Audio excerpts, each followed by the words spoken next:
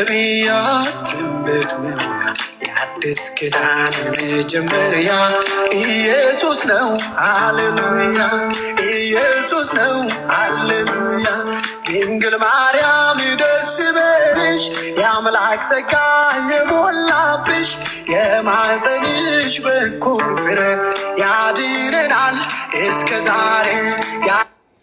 ይህን መዝሙር ይህን ዝማሬ ትቀበለዋለህ ሙለታ? ኦኬ አክቹሊ መዝሙር በመዝሙር ላይ ቴዎሎጂ አንሰራም። ከቴዎሎጂ ነው መዝሙር የሚቀዳው። እኔ ስለ ቴዎሎጂ እኛ ስለ መዝሙር ነው እያወራን ያለ ነው፣ ቴዎሎጂ ሳይሆን። ይሄን መዝሙር ትቀበለዋለህ ወይ? አሁን ይሄ አይ ቲንክ የጋሽ ታምራት መዝሙር ነው። እኔ ማንም ይሁን አልቀበለውም። መዝሙሩን አትቀበለውም? የመቀበልም ግዴታ የለብኝም እኔ መዝሙሩን። አይ ግዴታ አለብህ አላልኩም፣ ግዴታ ሳይሆን እኮ ልልህ የፈለኩት ዶክትሪን አይደለም። አሁን ከዶክትሪን ወይም ከቴዎሎጂ መዝሙር ሊቀዳ ይችላል፣ ስለዚህ ሰውየው መብቱ ነው እንደዛ ብሎ መዘመር። መዝሙሩ ላይ ሂስ ላደርግ እችላለሁ። ያንን ነገር ካስተካከለ እንደ እግዚአብሔር ቃል ልቀበለው እችላለሁ። የሚስተካከል ነገር አለው። ምንድነው የሚስተካከለው የሚለውን ነገር እነግርሃለሁ። አንተ ግን ሰውየው አይደለም፣ ይቅርታ አካሄድ ሰውዬ አትበል። የእግዚአብሔርን ሰው እባክህ እንዴት ታላቅ የእግዚአብሔርን ሰው እንደዚህ ሰውዬ ትላለህ? ይሄ እኮ ትልቅ መዝሙር ነው በጣም ብዙዎች የሚቀበሉት። እኛም እስከዛሬ ድረስ የምንዘምረው መዝሙር ጋር ስላልሆነ ግድ የለም። እኔ አሁን ሰውዬው ማለቴ ንቀትም አይደለም፣ አንተ ውስጥ ነው የንቀት ነገር ሆኖ የተረዳው። እንግዲህ ያረዳደው ጉዳይ ነው። አንዳንድ ሰዎች ፖዚቲቭ ነገሮችን በዛ መንገድ ይቀበላሉ፣ አንዳንዶቹ ደግሞ እንግዲህ በዛ ነውና እኔ የንቀት እንዳልሆነ እግዚአብሔር ውስጤን ያውቃል። ተወው፣ የንቀትም ከሆነ ከእግዚአብሔር ጋር ጉዳይን ይጨርሳለሁ። ስለዚህ እኔ ፓስተር ሶፊን የጠየኩት ትሰማሃለች አትሰማህም እኮ እሱን የጠየኩ ነው። እኔም እኮ ስጠይቅህ ወደሱ ስንገባ ይሄን አልቀበለውም ብለህ የአይ ቲንክ ፓስተር ታምራት ኃይሌ ናቸው የዘመሩት እግዚአብሔር ሰው። እንግዲህ በጣም ብዙ ወንጌላውያን አማኞች የሚቀበሉትና የሚያዳምጡት እንግዲህ ሊያውም ይሄ ከቨር ተዘርቶ ራሱ ከ600,000 ሰው በላይ የተመለከተው ብዙ ኮሜንቶችንም ገብቼ ለማየት ሞክሬያለሁ። እንግዲህ ኤኒዌይስ ግን እሱ ሳይሆን ትውልድ ሁሉ ብጽዕት ይሉኛል ሲባል ድንግል ማርያምን ብጽዕት የምትላት ስለምትሰማህ ነው ወይስ አትቀበለውም? ያንን የሚለውን መልስልኝና ከዛ ወደ ሐሳቡ እንሂድ። እሱን እኔ መልሳለሁ። አሁን አንተ በቀጥታ መልስልኝና አይደለም እንዴት ብጽዕት እንደምትላት መልስልኝና ሙሌ ከዛ ወደ ሐሳቡ እንሄዳለን። ቴንክ ዩ። እኔ እንግዲህ አክቹሊ ጥያቄውን ፈርተዋል። እኔ ልመልስልህ፣ ችግር የለም። አልፈራሁትም። እኔ ሐሳብ አልፈራም። እኔ እኮ የራሴ አቋም አመለካከት ያለኝ የራሴ ኑሮ የምኖር ሰው ነኝ። ምን አገባኝ? ማንን ፈርቼን እዚህ ውስጥ ምን አገባኝና? ምክንያት እኔ እንደዚህ ከተሳሳትኩ ተሳስቻለሁ፣ ይቅር በሉኝ፣ አስተካክላለሁ እንጂ እኮ ምንም ኖ ዋን ኢዝ ፐርፌክት ኦቨር ሂር። በእግዚአብሔር ለቃና በመንፈሳዊነት ጉዳይ አረዳዳችን ማንም በተረዳው መረዳት በዛው ልክና መጠን እንመላለስ ይላል። የተለያየ አስተሳሰብ አለን። እኔ እናንተ የተለያየ አመለካከት በእምነት በብዙ ነገሮች ልንለያይ እንችላለን። አሰራር ልዩ ልዩ ነው። መንፈስ አንድ ነው ብዬ ማምን ሰው ነኝ። ስለዚህ ምንም ፍርሃት ውስጥም ምገባ አይደለው። ብፈራ ታዲያ እዚህ ከ700,000 ሰው እያየ እንደዛ ብዬ እናገራለሁ እንዴ? ዘምር ያለው እኮ ለምረው ፈራው መልካም እኔ ፍርሃት አይ ጥያቄን ቀጥታ ስላልመለስ ነው እንደዚህ ያልከው እኮ እኔ የፈለግኩት አንተ እንዴት አድርገህ ድንግል ማርያምን ብጽዕት ናት እንደምትላት ማወቅ ፈልጌ ነው። አንተ እንዴት ብለህ እንደምትላት ስረዳ በደንብ ይገባኛል ማለት ነው። ለዛ ነው ኦኬ። በደንብ ከገባ እኔ አክቹሊ ብጽዕት ናት ብዬ አሁን ለምሳሌ በሶስተኛ መደብ በነጠላ ቁጥር ሰርድ ፐርሰን ሲንጉላር ፕሮናውን ወይም ናውን በምንለው መንገድ በዚህ መንገድ ማርያም እንትን ልል እችላለሁ። ብጽዕት ናት ብጽዕትናቷን ልናገር። አሁን ለምሳሌ ብጽዕት ናት ያው ብጽዕት ናት እልሃለሁ። ነች እሺ ይሄን ትላለህ። ቆይ ነሽ ብዬ በቀጥታ አሁን እሷን አድሬስ እያረኩኝ በሁለተኛ መደብ ነጠላ ቁጥር እንደምትሰማኝ አድርጌ አልናገርም። ለምን ልትሰማኝ እንደማትችል ከአንዱ ከእግዚአብሔር በቀር ነገሮችን ሁሉ መስማት የሚችል አሁን ይሄ የእግዚአብሔር ባህሪ ብለን ነው የምንለው። ሁሉን ማወቅ፣ ሁሉን መቻል፣ ሁሉ ስፍራ መገኘት፣ ዘላለማዊነት፣ አለመለወጥን፣ ራስ በራስ ማኖርን ይሄንን ሁሉ ብቻ ከዚህም በላይ መፍጠር እነዚህ ሁሉ የእግዚአብሔርን ባህሪዎች ናቸው። ስለዚህ ድንግል ማርያም ደስ ይበልሽ ብዬ በሁለተኛ መደብ ነጠላ ቁጥር ልጠራት አልችልም። ለምንድን ነው ነሽ ብላት አትሰማኝማ። አሁን አንተ እያልኩ ነው ላንተ አንተ ምልህ እየተደማመጥን እየተሰማማን ስለሆነ ስለምትሰማኝ ማለት ነው። አንተ በሌለህበት ግን በቃ ሶፊ እኮ አንተ እኮ ምናምን እያልኩ ባወራ ምን እያልኩ እንደሆነ ሁሉ ጥያቄ ውስጥ ነው የምገባው። ስለዚህ በግልጽ እየነገርኩ ያለው ስለዚህ በምትሰማው ይቅርታና አቶ ሙላት ይቅርታ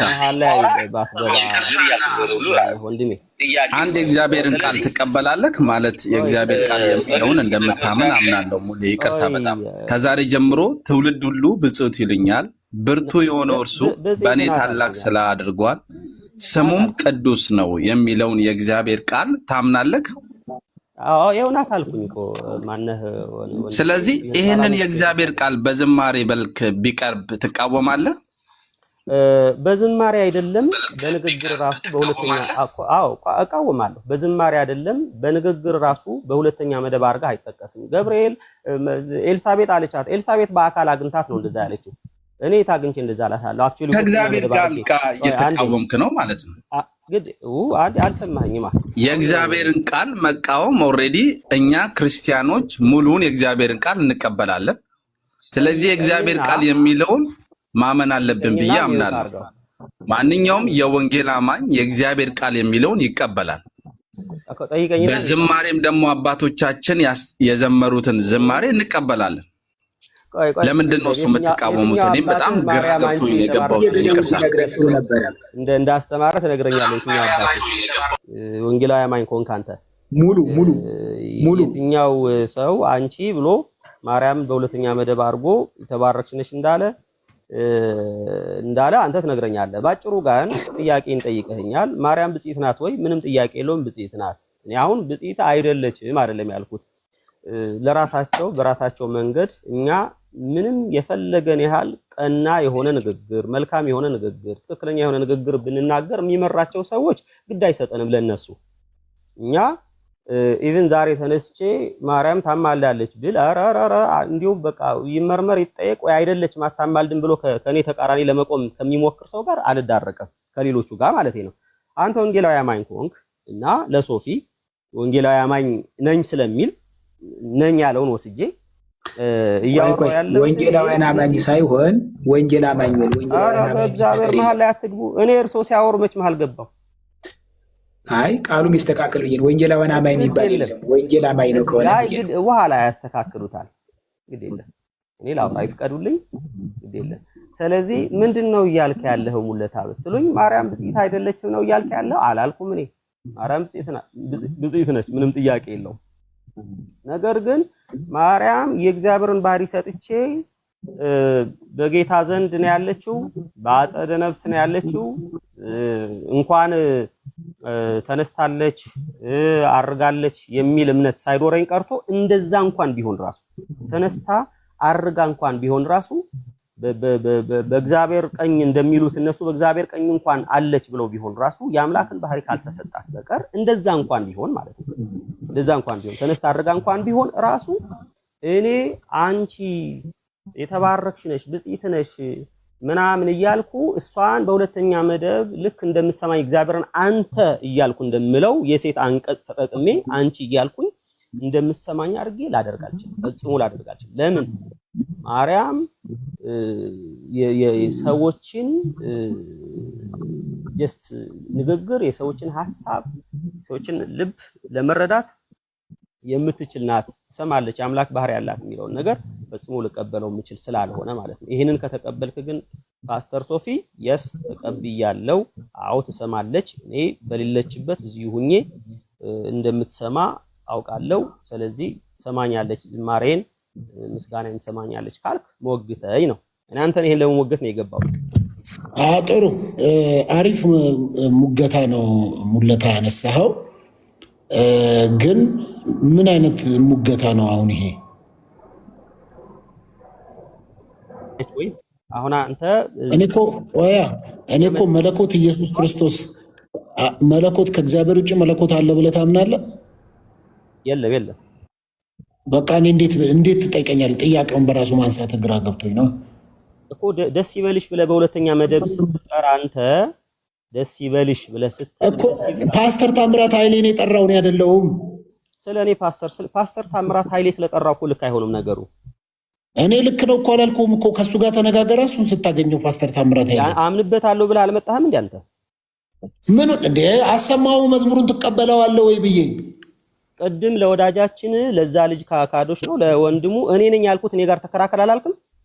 እኔ ብያለሁ አላልክም? በቃ እኔ ያልኩትንማ አላሰማ።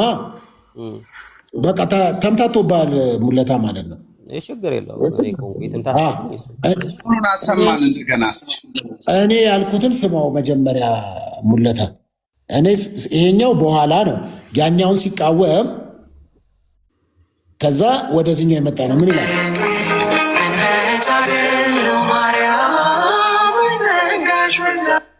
ድንግል ሆይ ምን መታደል ነው ጸጋሽ በዛ፣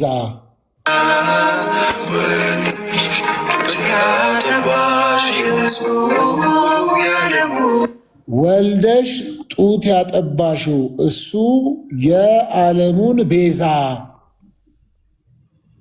ድንግል ማርያም ቤዛ ነች አይልም እዚህ ላይ። ወልደሽ ያጠባሽው የዓለሙን ቤዛ ብሎ ነው የሚለው። ይሄ ነው መዝሙሩ።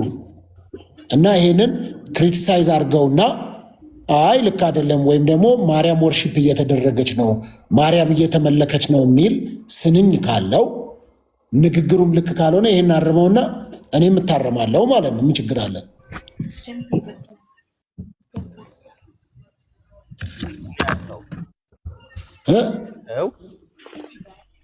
እነሱ የሚሉበት መንፈስ እኔ አሁን ስለ አየው ቅድም እሱ ያልኩትን ቅድም ካዶሽ ያልኩትን ነገር አሁንም ላምጣልን። እነሱን ታዋቸውና እኔ ነኝ ያልኩት ድንግል ሆይ ምን መታደል ነው፣ ምንኛ ጸጋሽ በዛ፣ ወልደሽ ያጠባሽው የዓለሙን ቤዛ። ይሄ ንግግር ልክ ያልሆነበትን ነገር አፍራሽ የሆነበትን ነገር ታምንበት አትቀበለዋል። ይሄን መዝሙር እንደ የነገርኩህ እኮ ነው። ክሪቲሳይዝ አድርግና ከመጽሐፍ ቅዱስ ያፈነገጠ ወይም ደግሞ ማርያምን እያመለከ ነው የሚለው አንተ ትቀበለዋለህ ወይ? እንደ ግጥም አድርጌ ተቀብዬው እኮ ለቀኩት እኮ በቪዲዮ እኮ። ቴንክ ዩ። ስለዚህ አንተ ከተቀበልከው አንተ ጋር ነው የማወራው። አሁን ማርያም ሆይ ጸጋሽ በዛ ብሎ በሁለተኛው መደብ በነጠላ ቁጥር በሴት አንቀጽ የጠራውን አንተ በዛ ብለህ ትጠራታለህ ወይ ማርያም? አረ የሴት አንቀጽ የወንድ አንቀጽ ምናምን አታርግብኝ። እኔ ሙነታ እኔ የሴት አንቀጽ የወንድ አንቀጽ አላውቅም እኮ። እሺ በሁለተኛ መደብ በነጠላ ቁጥር አርጉ። አረ እኔ በሶስተኛ መደብ ምናምንም አላውቅም። እኔ ሙነታ እኔ አታስጨንቀኝ። ኦኬ እሺ፣ እሱን አላወቅም የሚገባኝ ወይ ደግሞ ይሄ የአዲስ አበባ ቋንቋ ንገረኝ። እኔ አላቅም። ይሄ አሁን ሶስተኛ ቋንቋ አራተኛ ስምንተኛ ምናምን ብትለኝ እኔ እንደዚህ ብጨነቅ እኮ 90 ኪሎ አልሆንም እኮ። እኔ እንደዚህ አይነት ጭንቀት አላቅም። እኔ ዘጠነው ሶስተኛ ስምንተኛ በሚገባህ ላርግና ይቅርታ ሙልዬ፣ ምናልባት ከስር ኮመንቱን ካየክ እኛ ክርስቲያኖች የወንጌል አማኞች በቅድስት ድንግል ማርያም ላይ ያለን አመለካከት በጣም ተቃራኒ የወጣ መስሎ በጣም ብዙ ሰዎች እየታያቸው ነው። እና እኛ በጣም ነው የምንወዳት፣ በጣም ነው የምናከብራት። የእግዚአብሔር ቃል የሚላትን ነገር በሙሉ እንደምንሰጣት በዚህ አጋጣሚ እዚህ ውስጥ ያለ 1000 ሰው መስማትና ማወቅ አለበት። በጣም ብዙዎች በእሷ ላይ ያለን ከባድ ጥላቻ እንዳለን ስለሚመስላቸው ነው እንጂ የእግዚአብሔር ቃል የሰጣትን ነገር በሙሉ በጣም የምወደውና የምቀበለው ነገር ነው። ምናልባት እንግዲህ ብዙ ጊዜ እዚህ ቦታ ላይ ስለ ጌታችን ኢየሱስ ክርስቶስ ይሰበካል፣ ይነገራል። ዛሬ እንደ ርዕስ እየተነሳ ያለው የእግዚአብሔር ቃል የሚለውን ከሆነ ለምንድን ነው እሱ ማንቀበለው? እኛ ክርስቲያኖች፣ እኛ የወንጌል አማኞች ከዚህ በፊት አባቶቻችን ስለ እሷ ዘምረው ከነበረ ማለትም ከሷ የተወለደው እሱ ለዓለም ሁሉ መድኃኒትን እንዳመጣልን በሷ እግዚአብሔር መልአኩ በመንፈስ ቅዱስ አማካኝነት የልዑል ኃይል በሷ ላይ ጸልዮ ከሷ የሚወለደው ደግሞ የእግዚአብሔር ልጅ እንደሆነ የእግዚአብሔር ቃል እንደሚናገር እኛ ይሄንን ለመመስከር ለምንድን ነው እሱ ወደ ግራ ወደ ቀኝ የምንለው? በግልጽ ለምንድን ነው ማንናገረው? ትውልድ ሁሉ ብፅዕት ይሉኛል፣ ብርቱ የሆነው እርሱ በእኔ ታላቅ ስራ አድርጓል፣ ስሙም ቅዱስ ነው ይላል እግዚአብሔር ቃል። ይሄንን ሸራርፈን ማስቀመጥ የለብን። መጽሐፉ የሚለውን ማለት አለብን። እኔ የእግዚአብሔር ቃል የሚለኝን እላለሁ። ማንም ሰው የፈለገውን ሊል ይችላል። እንደገና ደግሞ አባቶቻችን እንድናከብራት እንድንወዳት የእግዚአብሔር ቃል የሰጣትን ክብርና ቦታ እንድንሰጣት አዘውናል፣ እንታዘዛለን። ምናልባት እንግዲህ አዳዲስ ዝማሬዎች ከመጡ የተለየ ነገር ካልወጣ በስተቀር የሆነውን እውነት መመስከር አለብን ብዬ አምናለሁ። እንደ አንድ የወንጌል አማኝ ክርስቶስ ኢየሱስን እንደሚከተል ለሱ ያለን ፍቅር የበዛ ቢሆንም እንኳን ለሷ ያለን ቦታና ክብር ግን መጽሐፍ ቅዱስ የሚለውን ማለት አለብን ብዬ አምናለሁ እኔ። ምክንያቱም ከሴቶች ሁሉ ተለይታ የዓለም ሁሉ መድኃኒት የሆነውን ክርስቶስ ኢየሱስን የሰጠችን ውድ ከሴቶች መካከል ድንቅ ሴት እንደሆነች የእግዚአብሔር ቃል ይናገራል። ብዙ ኃያላኖች ተነስተዋል። እሷ ደግሞ በአዲስ ኪዳን ከተሰጡን ድንቅ ስጦታዎች ድንቅ እህቶች መሃል እንደሆነች የእግዚአብሔር ቃል ይናገራል። ይሄንን በሙሉ አፌ እናገራለሁ። ይሄንን ስመሰክር አላፍርም። ምክንያቱም መጽሐፍ ቅዱስ ስለሚደግፈኝ። ከመጽሐፍ ቅዱስ የወጣ ሐሳብ ከሆነ ግን እቃወማለሁ። መጽሐፍ ቅዱስ የማይለውን ሐሳብ ከመጣ ኦፍ ኮርስ 100% እቃወም። መጽሐፍ ቅዱስ የሚለውን ግን ሁላችን ወንጌል አማኞች ልንቀበል ይገባናል ብዬ አምናለሁ። ሐሳብ እንሰጣለን። ዲቤት ነው፣ ዝም ብለን እንታወራው ሐሳብ ነው። ሐሳብ ይቅርታ፣ ክርስቲያንም ሙለታም አንድ ሐሳብ ልስ ማለት ሁለቱንም ባላንስ ማድረግ እችላለሁ። ሁለቱንም እሺ፣ ፈለገ አንዴ እኔ ሐሳቤን አንደኛ ሚስ ሪፕሬዘንት እየተደረገ ነው። ሲቀጥል ደግሞ እዚህ አሁን ወንድማችን በሚሰጠው ሐሳብ ላይ ብንዘምርላት ምናምን እሱ አሁን የግለሰብ ሐሳብ ነው። የት ቤተክርስቲያን እንደሆንኩ ወንድማችን አናውቅህም። እኔ አሁን ነው እዚህ ጋር ነው ማየ ማን እንደሆንክ አላውቅም። እውነት ለመናገር እዚህ ፕላትፎርም ላይ ወንጌላዊ አማኝ ሆነህ እምነትን ስታቀብ ስታስተምር ጸጋ ስታካፈል አላውቅህም። የት ቤተክርስቲያን እንደሆንክ አላውቅም። ስለማላውቅ ማውራት አልችልም። ባጭሩ ግን ቤተክርስቲያንህ እንደዛ ታስተምርሃለች ወይ? ያንተ ቤተክርስቲያን ለማርያም ዘምር ብላ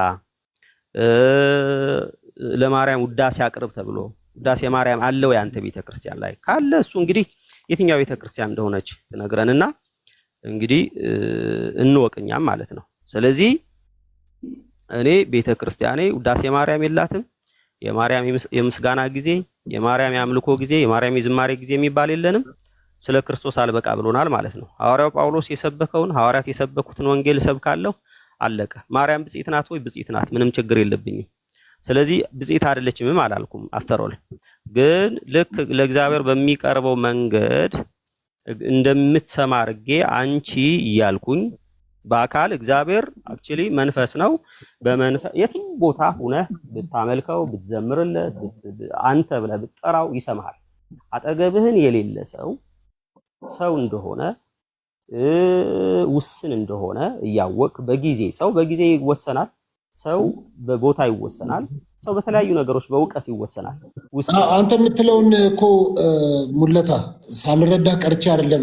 እሺ ብጽዕት የምትላት እንዴት ነው የምትላት? ነው ድንግል ማርያም ነው። ይኸው እየነገርኩ እኮ ነው። አሁን ብጽዕት ነች አልኩኝ አይደለ? እንደዚህ በቃ አለቀ። አሁን ላንተ እየነገርኩ ነው። ብጽዕት ነች አልኩኝ ነው። ዶክተር ብጽዕት ናት ማርያም ብትለኝ አዎ ብጽዕት ነች ስላለው። ከዛ ውጭ ግን አንተ እንደምትለው ከሆነ በህይወት የታለች እንደዚህ ከሆነ አንተን ይኸውላችሁ ሙለታ እኔ አሁን ሙለታን የምቀበልበት ልጨርስና ትቀጥላለህ። ቆይ ሙለታ አይ ጥሩ ነገር ስላነሳ ነው ስለጠየቀኝ ልመልስለት ብዬ ነው። ግድ የለም ቆይ የተያዘ ነገር ስለሆነ እኛ ረጅም ዓመት ፕሮቴስታንት ስላሰለፍን አንዳንድ ጊዜ እውነታን ማውራት ደግሞ ልክ ነው። ሙለታ ቅድም ባልከው ነገር በኋላ ልንነጋገር እንችላለን። ግን ድሮ በፕሮቴስታንት እኔ አሁን ስለ ማርያም እያነሳን አሁን ነው የተጀመረው ይሄ ነገር። በጣም አንዳንድ ደፋር ሰዎች እንዴ ለምን ስለ ማርያም ይህም አሁን ዝማሬውም የቅርብ ጊዜ ነው ስለ ማርያም የሚናገሩ ጥቂት ሰዎች። እኔ አሁን ብዙ ጊዜ እዛ ለመናገር አንዳንድ ጊዜ ስናገር በቃ በጣም ተሰምቶኝ የሆነ ነገር ልል እንደውም የእምነት እናት ነች ብዬ የሰበኩበት ጊዜ አውቃለሁ።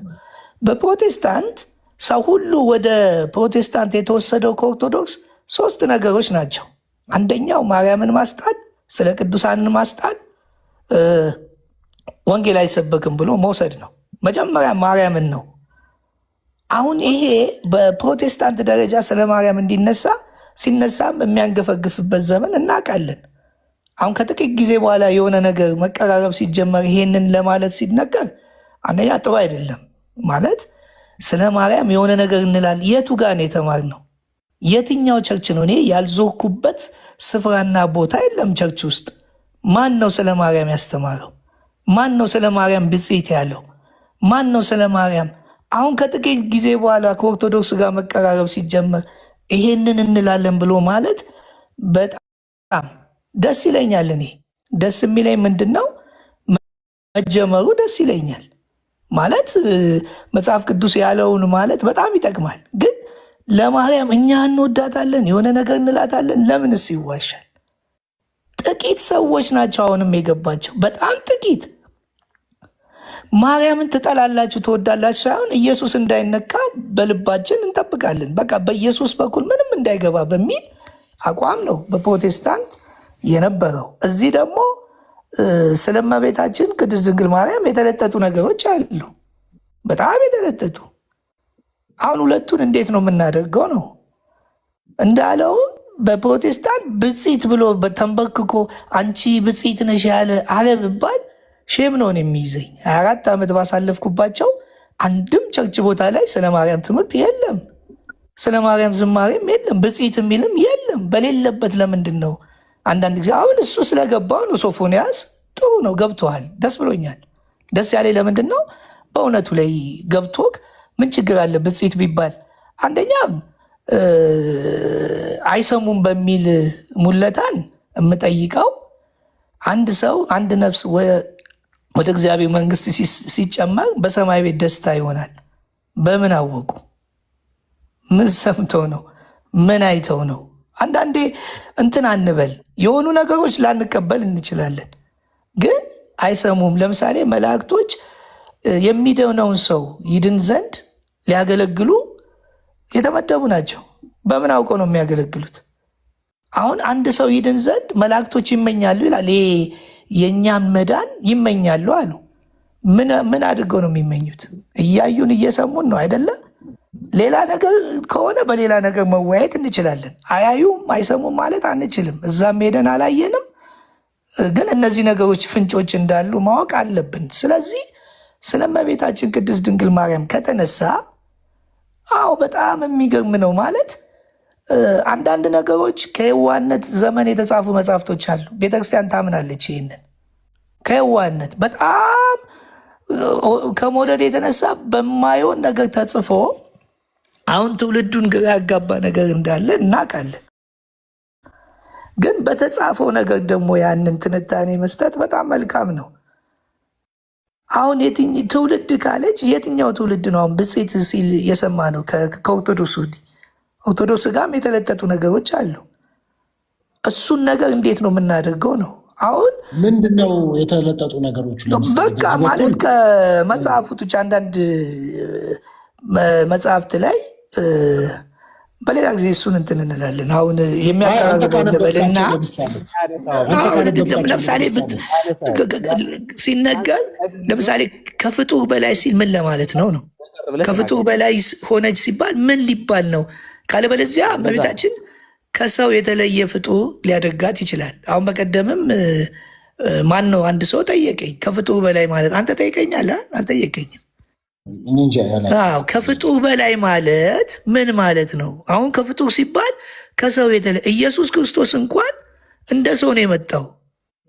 በቃ ኢየሱስ የተለየ የሚያደርገው ቅዱስ የእግዚአብሔር ልጅ ኃጢአት ሳይሆን የተወለደ እመቤታችንስ በድንግልና መወለዷ ከፍጡር ለየት የሚያደርጋት ብፅዕት ነች ተብላለች። እንደገና አምላክ በስጋ በሷ ማፀን ማደር ይሄ አስገራሚ አስደናቂ ላይምሮ እኔ እንጃ።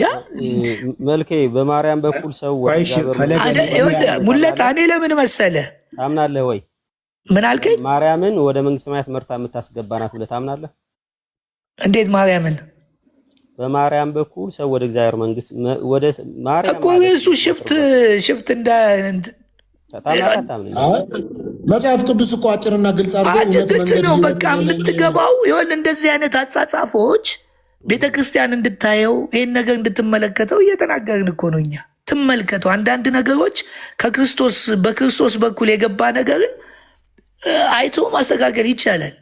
አሁን መንግስተ ሰማያት መርታ ታስገባለች ካለኝ በምን አይነት መልኩ እኔ መንገድም እውነትም ነኝ ብሎኝ በኢየሱስ ክርስቶስ መግባት የዘላለም ሕይወት ካለ እሱን ነው እኔ የማምነው።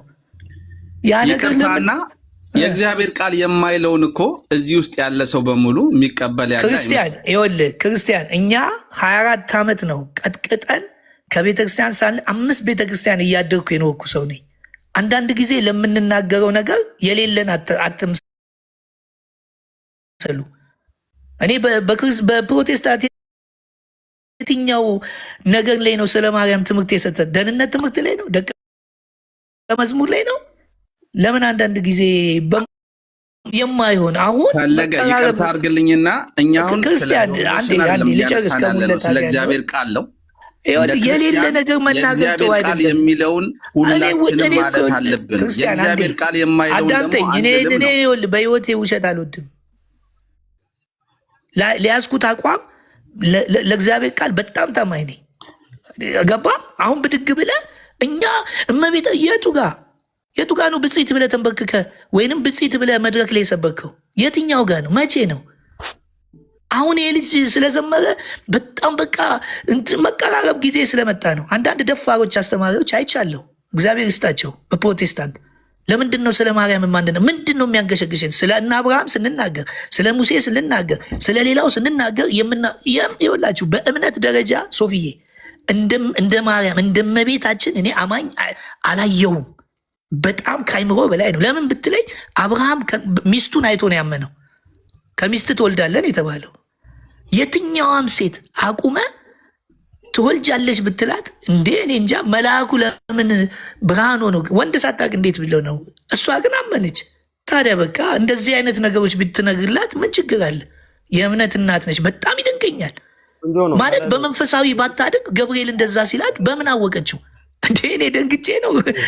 ሴት በሆን ደነግጣለሁ። እንዴ መጥቶ እንዴ አምላክን ትወልዳለህ? አንዴ ሙለታ ልጨርስ፣ በቃችን ጨርሽ አቆማለሁ። ጥያቄ ካለ እቀበላለሁ።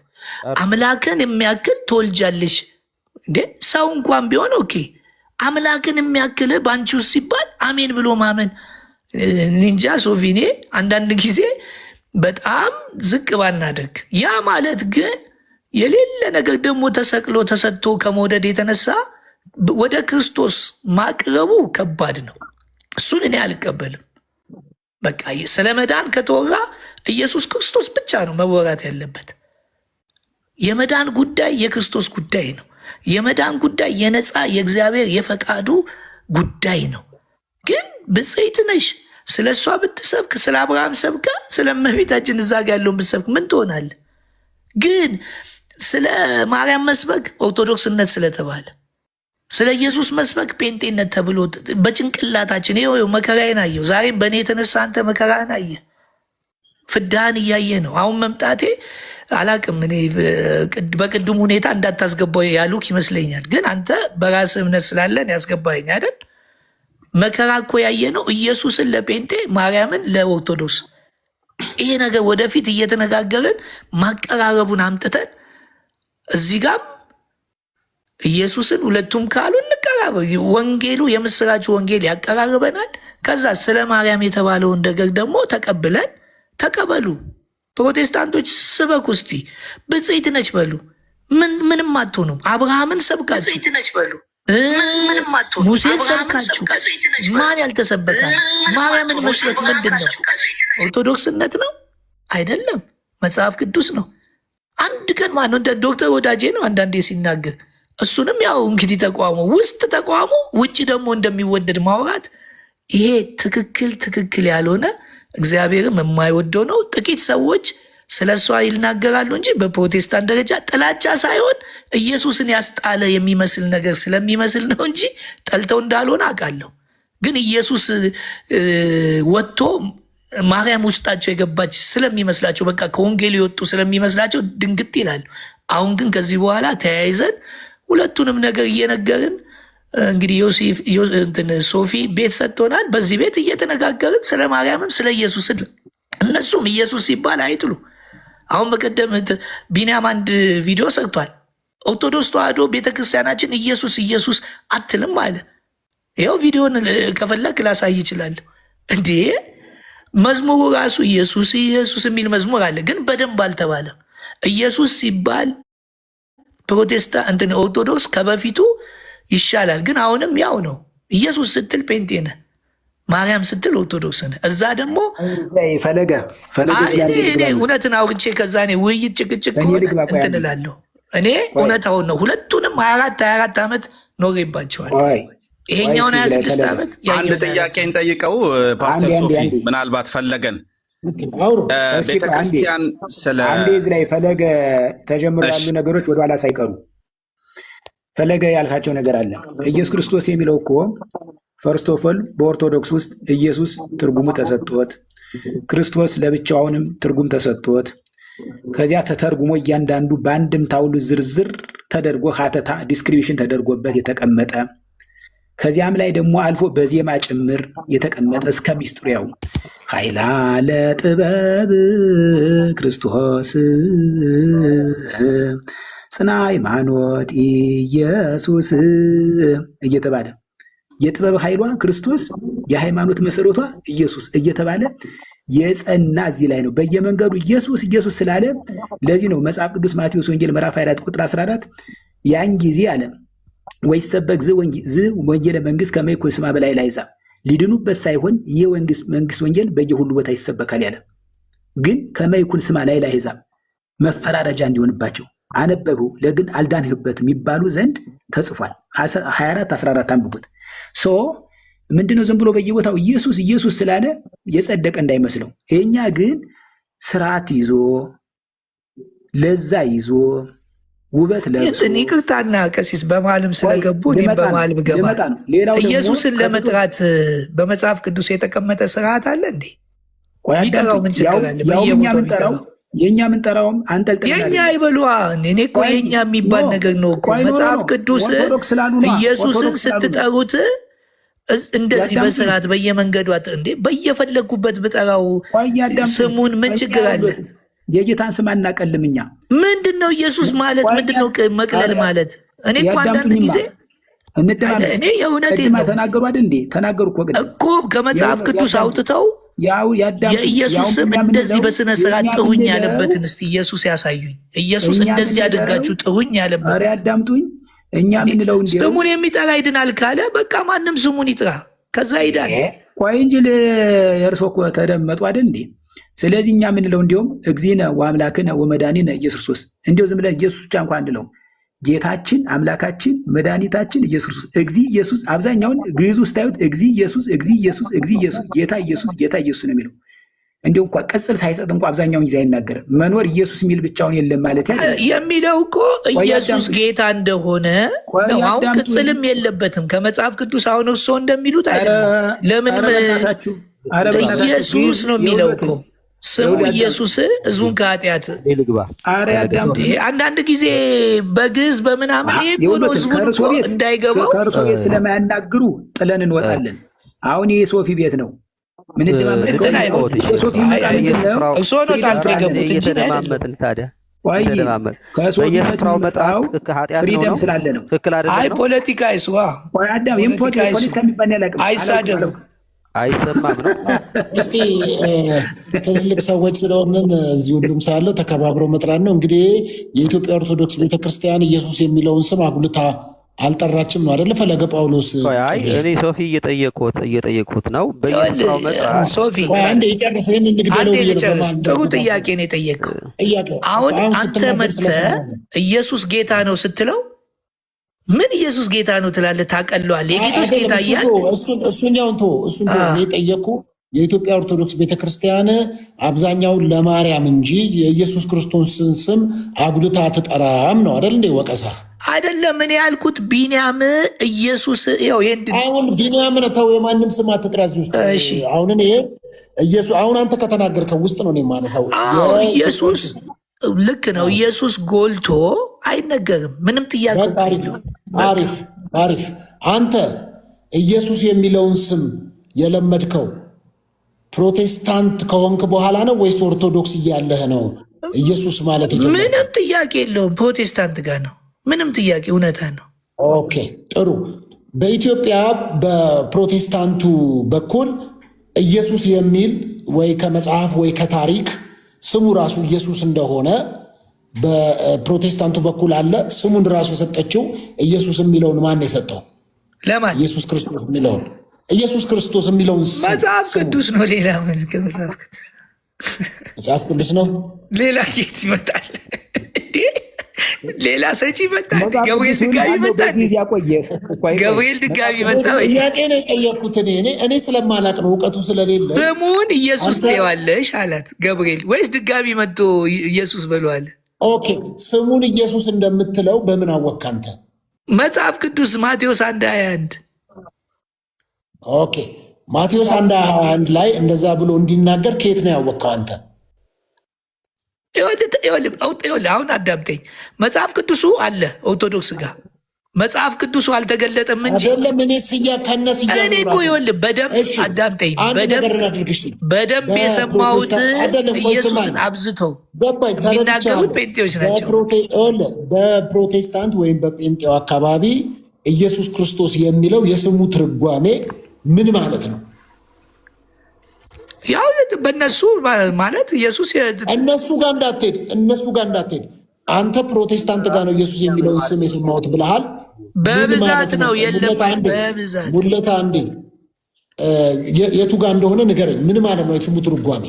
በቃ የስሙ ትርጓሜ ኢየሱስ ክርስቶስን መቀበል አንደኛ የዘላለም ሕይወት ያስወርሳል፣ ትድናለህ ብለው በማቴዎስ 1:21 ይገልጹልሃል። ሌላም ቦታ የሚያወጡና በትክክል ያስተምረዋል። አይደለም ኢየሱስ ክርስቶስ ብለው ሲያወጡ ትርጓሜ ያላቸው አይደል? ዝም ብለው ኢየሱስ ክርስቶስ አላሉትም እኮ። ኢየሱስ ክርስቶስን ተቀበላሉ። ኢየሱስ ክርስቶስን ተቀበልኩ። በቃ ሌላ ምንድን? የስሙ ትርጓሜ ይሄ ነው። አዎ ተቀበል ትድናለህ አሉ። ኢየሱስን ተቀበልኩ። በእነሱ አባባል ትድናለህ አሉ። ተቀበልኩኝ። አሁን ምንድነው ከሱ ስም ውጭ እዛ አይጠራም። ይህ ማለት አሁን ወደዚህ ለምን መጣ ምናምን የሚል ጥያቄ ሊመጣ ይችላል። አሁንም እሱን በትምህርት በኩል እዚሁ የምስራች ወንጌል በደንብ በበለጠ ደግሞ እዚህ አለ። ጥቂት ሰዎች ቢሰብኩትም መጽሐፉን ማንበብ ሲጀምር የእውነትም እዛ ስለ ኦርቶዶክስ በደንብ ከዚህ በፊት የነበራት ታሪክ፣ የነበራት የወንጌል ታሪክ፣ የነበራት የኢየሱስ ፍቅር ራሱ ሲገባኝ ኦኬ ያው ወደዚህ ደግሞ መጣው። እዛም አንዳንድ ነገር ሰፊ ስለሆነ ዋናው ነገር ወደዚህ መጥቼ ይሄንን ነገር የመሰራችን ደግሞ ያነበብኩትን ደግሞ ስጀምር ይኸው ጦርነቱ ጀመረ። ከዚህ በላይ ምን አለ? ኢየሱስን ቢወዱት ይህን ሰሙን እኔን እንደዚህ ያደረጉኝ ነበር? አያደረጉኝም። በቃ ስሙ ነው እንደዚህ አሁንም እኔ እንድጠላ ያደረገኝ። አው የአንተ ፐርሰናል አይደለም። እኔ እኮ የጠየኩት የስሙን ትርጓሜ ነው። አንተን ይውደዱ ይጠሉህ በቃ ይኸውልህ ስሙም አለ ትርጓሜውን ኦርቶዶክስ ጋር አለ። ግን ማን ይናገር? በቃ በብዛት ስለ ማርያም ካልተናገርክ በስተቀር አንደኛው ኦርቶዶክስ ነው። ፕሮቴስታንቱ ነው ወይስ ኦርቶዶክሳውያን ናቸው ኢየሱስ ክርስቶስ ብለው የሰየሙት ስሙን? ስሙን እንዴ ከሰማይ የመጣ ነው። ማን ሊሰይሙ ይችላል? ከሰማይ የመጣ ስም ነው። ማንም አልሰየመውም። ከሰማይ የመጣው ስም የሸዋ ነው? ጂሰስ ነው? ኢሳ ነው ወይስ? እንግዲህ በእኛ በአማርኛ ኢየሱስ ነው የምንለው። እንግዲህ በየቋንቋው ይባል። ማን ነው የነገረ? ኢየሱስ ገብርኤል ነገራት ለማርያም። መጽሐፍ ቅዱስን ስናነበው ኢየሱስ ስሙን ኢየሱስ ትይዋለሽ አላት። ከዛስ ሐዋርያቶች ተቀባበሉ። ከዛስ አባቶች ተቀባበሉ። ከዛ እያለ መጣ። አንዳንድ ቦታ ላይ እየቀዘቀዘ መጣ፣ አንዳንዱ ደግሞ አንስቶት ከፍ አደረገው። በቃ ይሄ ነው ሶፊ ቋንቋ ነው። አክቹዋሊ አሁን የኦርቶዶክስ ጥያቄ ነው የጠየኩት እኔ ስለማላውቅ እኮ ጥያቄ ነው ስለማታውቅ ሳይሆን እውነት ለመናገር ከኦርቶዶክስ ነው የተቀበልነው የሚል እሳቤ ስላለ እሱን ለማስባል ነበር። እንዴ በግድ ነው እንዴ ያለህ የምትለኝ? አይ አሁን እኮ ከንግግርህ እኔ የተረዳሁት ነው የምልህ። የኔ መረዳት እኔ አንተ የተረዳኸውን ታዲያ ለእኔ አትስጠኛ። አንተ የተረዳኸውን አንተ ያዘው። ማን የሰጠው ስትል እኔ ጋር አለቀ። ሶፊ አለቀ። ማን የሰጠው ስል አንተ ጥያቄ ነው የጠየኩት። ጥያቄ ለጠየኩት ጥያቄ ማንም አልሰጠኝም ብለህ ቆይ አዳምጣ። ጥያቄ ስጠይቅ ማን የሰጠ ስል ማንም አልሰጠኝም ቤተሰቦቼን ያወረሱኝ ካልክም መብትህ እኮ ነው። ጥያቄ ነው የጠየኩት። አንተ ከየት አምጥተህ ነው እዛ ቅርጫት ውስጥ የከተትከኝ? እኔ ከየት አምጥቼ ብከተኝም በነገራችን ላይ ብከተኝም ደስ ይለኛል። እኔ እንኳን የኦርቶዶክስ ቤተክርስቲያን ቅርጫት ውስጥ ከቶ የዚህ የመርካቶ ቆሻሻ መጣያ ውስጥ ብከተኝ እኔ ምንም አገባ አራግፌ እወጣለሁ። ምን አገባኝ እኔ። ግን ቆይ ሶፊ እንደው በጌታ ፍቅር አንድ ጥያቄ ውስጥ ቅድም ስለነበረ እንዳይጠፋብኝ ሙለታ ይጨርሳ ደግሞ እኮ አንድ ጊዜ እንዳይጠፋብኝ ነው ትዝ ብሎኝ ነው። አንዳንድ ጊዜ በኦርቶዶክስ ያየሁት ትዝብት ለምሳሌ ልክ ጴንጤዎች ይህንን ሲዘምሩ ለምን ዘመሩ ብሎ ዘራፍ ይላሉ። ትዝብቱን ነው የምነግርህ። 90% ዘፋኝ አዳማጭ ቆይ 90% ዘፋኝ አዳማጭ ነው። ዘፋኞችም ያሉት እዚህ ኦርቶዶክስ ነው። እነሱን አይቃወሙም። የሚዘፍኑትንም ዘፈኑንም የሚሰሙትን አይቃወሙም። ልክ የጴንጤ ይህን እንዴት ምናምን ብሎ አሁን ያነሳውን እንዴት ጴንጤዎች ይዘምራሉ ብሎ ዘራፍ ይላል። ይህ ነገር ምላሽ ቢሰጡኝ ቀሲስ፣ በእውነት ከልቤ ነው። ያነሳነው ሀሳብ ስላለ ወደ ሌላ አንሄድም። ሙለታ እንደ ጨርስና ከዛ ወደ ቀጥተኛ የኦርቶዶክስ የሚባል ቋንቋ የፕሮቴስታንት የሚባል ቋንቋ የለም። ስለ ክርስቶስ ነው እያወራ ያለኸው። ኦልሬዲ ክርስቶስ ማለት የተቀባ ነው። ግዕዝ ነው። ግዕዝ የኦርቶዶክስ አይደለም። አንተ ለምን ትተረጉማለህ? መች ጠየቅኩ ሙለታ መች ጠየቅኩ? አንተ የጠየቀውን እየመለስኩ ነው። እኔ ፈለገ ነው የጠየቅኩት። አንተ መች ጠየቅኩ? ፈለገ የተጠየቀውን የመለስ የለብኝም ነው። ሰው እንዲመልስልኝ አልፈልግም። እሺ ችግር የለም። አይሳካ ኤኒዌይስ ግን ሰው አይመልስልህ። አልመልስ ስለ ቋንቋ እየጠየቀህ ቋንቋ ነው ነው። እኔ ሙለታ ታው ስልህ እኮ አልሰማ ብለኸኝ እኮ መልኬ አይፈልግም። ችግር የለውም። ስለዚህ ሙሉ ሰው ነኝ የተፈወስኩ ግድ የለም እና ሙሉዬ ለጨዋታ ነው። እሺ እንትን እንዳትል ግን ሙሉ ሰው ነኝ። ይቅርታና ሙሌን አንድ ጥያቄ ልጠይቀው። ፓስተር ሶፊ ይቆየኝ ጥያቄ እግዚአብሔር ባርክህ። እኔ ሀሳብ ስሰጥ መሀል ላይ ስትገባ በቅንነት የሆነ ነገር ለማወቅ እንደፈለክ አይደለም የሚመስለኝ፣ ለማቋረጥ ነው የሚመስለኝ እና ሀሳቤን ልስጥበት። ችግር የለውም። መጨረሻ ከፈለክ ጠይቀኛለህ። አሁን ግን ሀሳቤን ልስጥበት። በአጠቃላይ ማርያም ትሰብካላችሁ አትሰብኩም? ማርያም ብፅዕት ናት ብፅዕት አይደለችም? የቸገረን እሱ አይደለም። ሰው የሚድነው በክርስቶስ ኢየሱስ ነው። ኢየሱስ የእግዚአብሔር ልጅ ነው። ስለዚህ ኃጢአተኞችን ሊያድን ክርስቶስ ኢየሱስ ወደ ዓለም መጣ የሚለው ቃል የታመነና ሁሉ ሊቀበሉት የተገባ ነው ይላል። ስለዚህ ሰው በኢየሱስ ክርስቶስ አምኖ ይድናል። አለቀ ፔሬድ። ሐዋርያት ጳውሎስን ብናነሳ 13 መልእክት ዕብራውያንን ከቆጠርን 14 መልእክት ጽፎ አንድም ስፍራ በስም ማርያም የሚል ነገር አላስገባም። አንድም ስፍራ ማለት ነው። አንድም ስፍራ ማርያም የሚል እነዚህ በአማርኛ 4 ፊደላት አላስገባም። ስለዚህ ጳውሎስ ማርያም ባለማንሳቱ ማርያም ጠል ከተባለ መናፍቅ ከተባለ ወይ ደግሞ ሌላ ነገር ከተባለ ችግር የለብኝም፣ አብሬ ይባላለሁ። በየቦታው ግን ጳውሎስ ስለ ክርስቶስ ይሰብክ ነበር፣ እሰብካለሁ። ስለዚህ ሐዋርያት የሰበኩትን ክርስቶስ ሰብካለሁ። ሰው በክርስቶስ ኢየሱስ የዘላለም ሕይወት ያገኛል። በክርስቶስ ኢየሱስ ሰው ከሞት ወደ ሕይወት ይሻገራል። አለቀ። ይሄንን ከሞት ወደ ሕይወት የሚያሻግረውን ስም እየጠራሁኝ እድሜን ሁሉ ያልቃል ማለት ነው። ስለዚህ ይሄንን በማድረግ ኢየሱስ ብቻ ለምን ብሎ ማርያምም እዚህ ጋር መጠራት አለባት እንጂ ለምን ለኢየሱስ ብቻ ክብር ትሰጣለህ?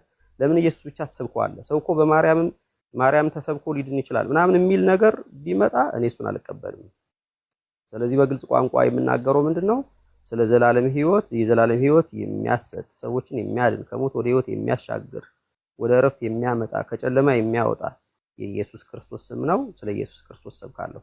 ስለዚህ ይህንን በመስማት ሰዎች ቢድኑ ደስ ይለኛል። ይህንን ሰብካለሁ። ይህንን በመስበኬ ግን ትክክል አላደረክም፣ የቀረ ነገር አለ፣ የተሟላ ወንጌል አይደለም፣ ማርያም ካልተጨመረችበት ወንጌሉ ሙሉ አይሆንም የሚል ሰው ካለ ግን እንግዲህ እሱ መብቱ ነው፣ እንደፈለገ ይሁን። እኔ ግን ክርስቶስ የእግዚአብሔር ልጅ ሰብካለሁ። እሱ የዘላለም ሕይወት ይሰጣል፣ በእርሱ መዳን አለ። ይህንን የሚያምን ሰው አሜን ይበል። በዚህ የሚቸገር ሰው፣ ይህንን ለመዋጥ የሚቸገር ሰው፣ ይህንን ለመቀበል የሚቸገር ሰው እንግዲህ እሱን ምንም ላደርገው አልችልም። ጌታ ይባርካችሁ። ይህንን ያለኝ ሐሳብ። መልካም፣ እሺ እንወያይ። እንግዲህ ጥሩ ሀሳብ የተነሳ ነው። እንግዲህ ጥሩ መነጋገር በመከባበር ላይ የተመረኮዘ ወይም የተመሰረተ ንግግሮችን ሰዎችን የሚያተርፉት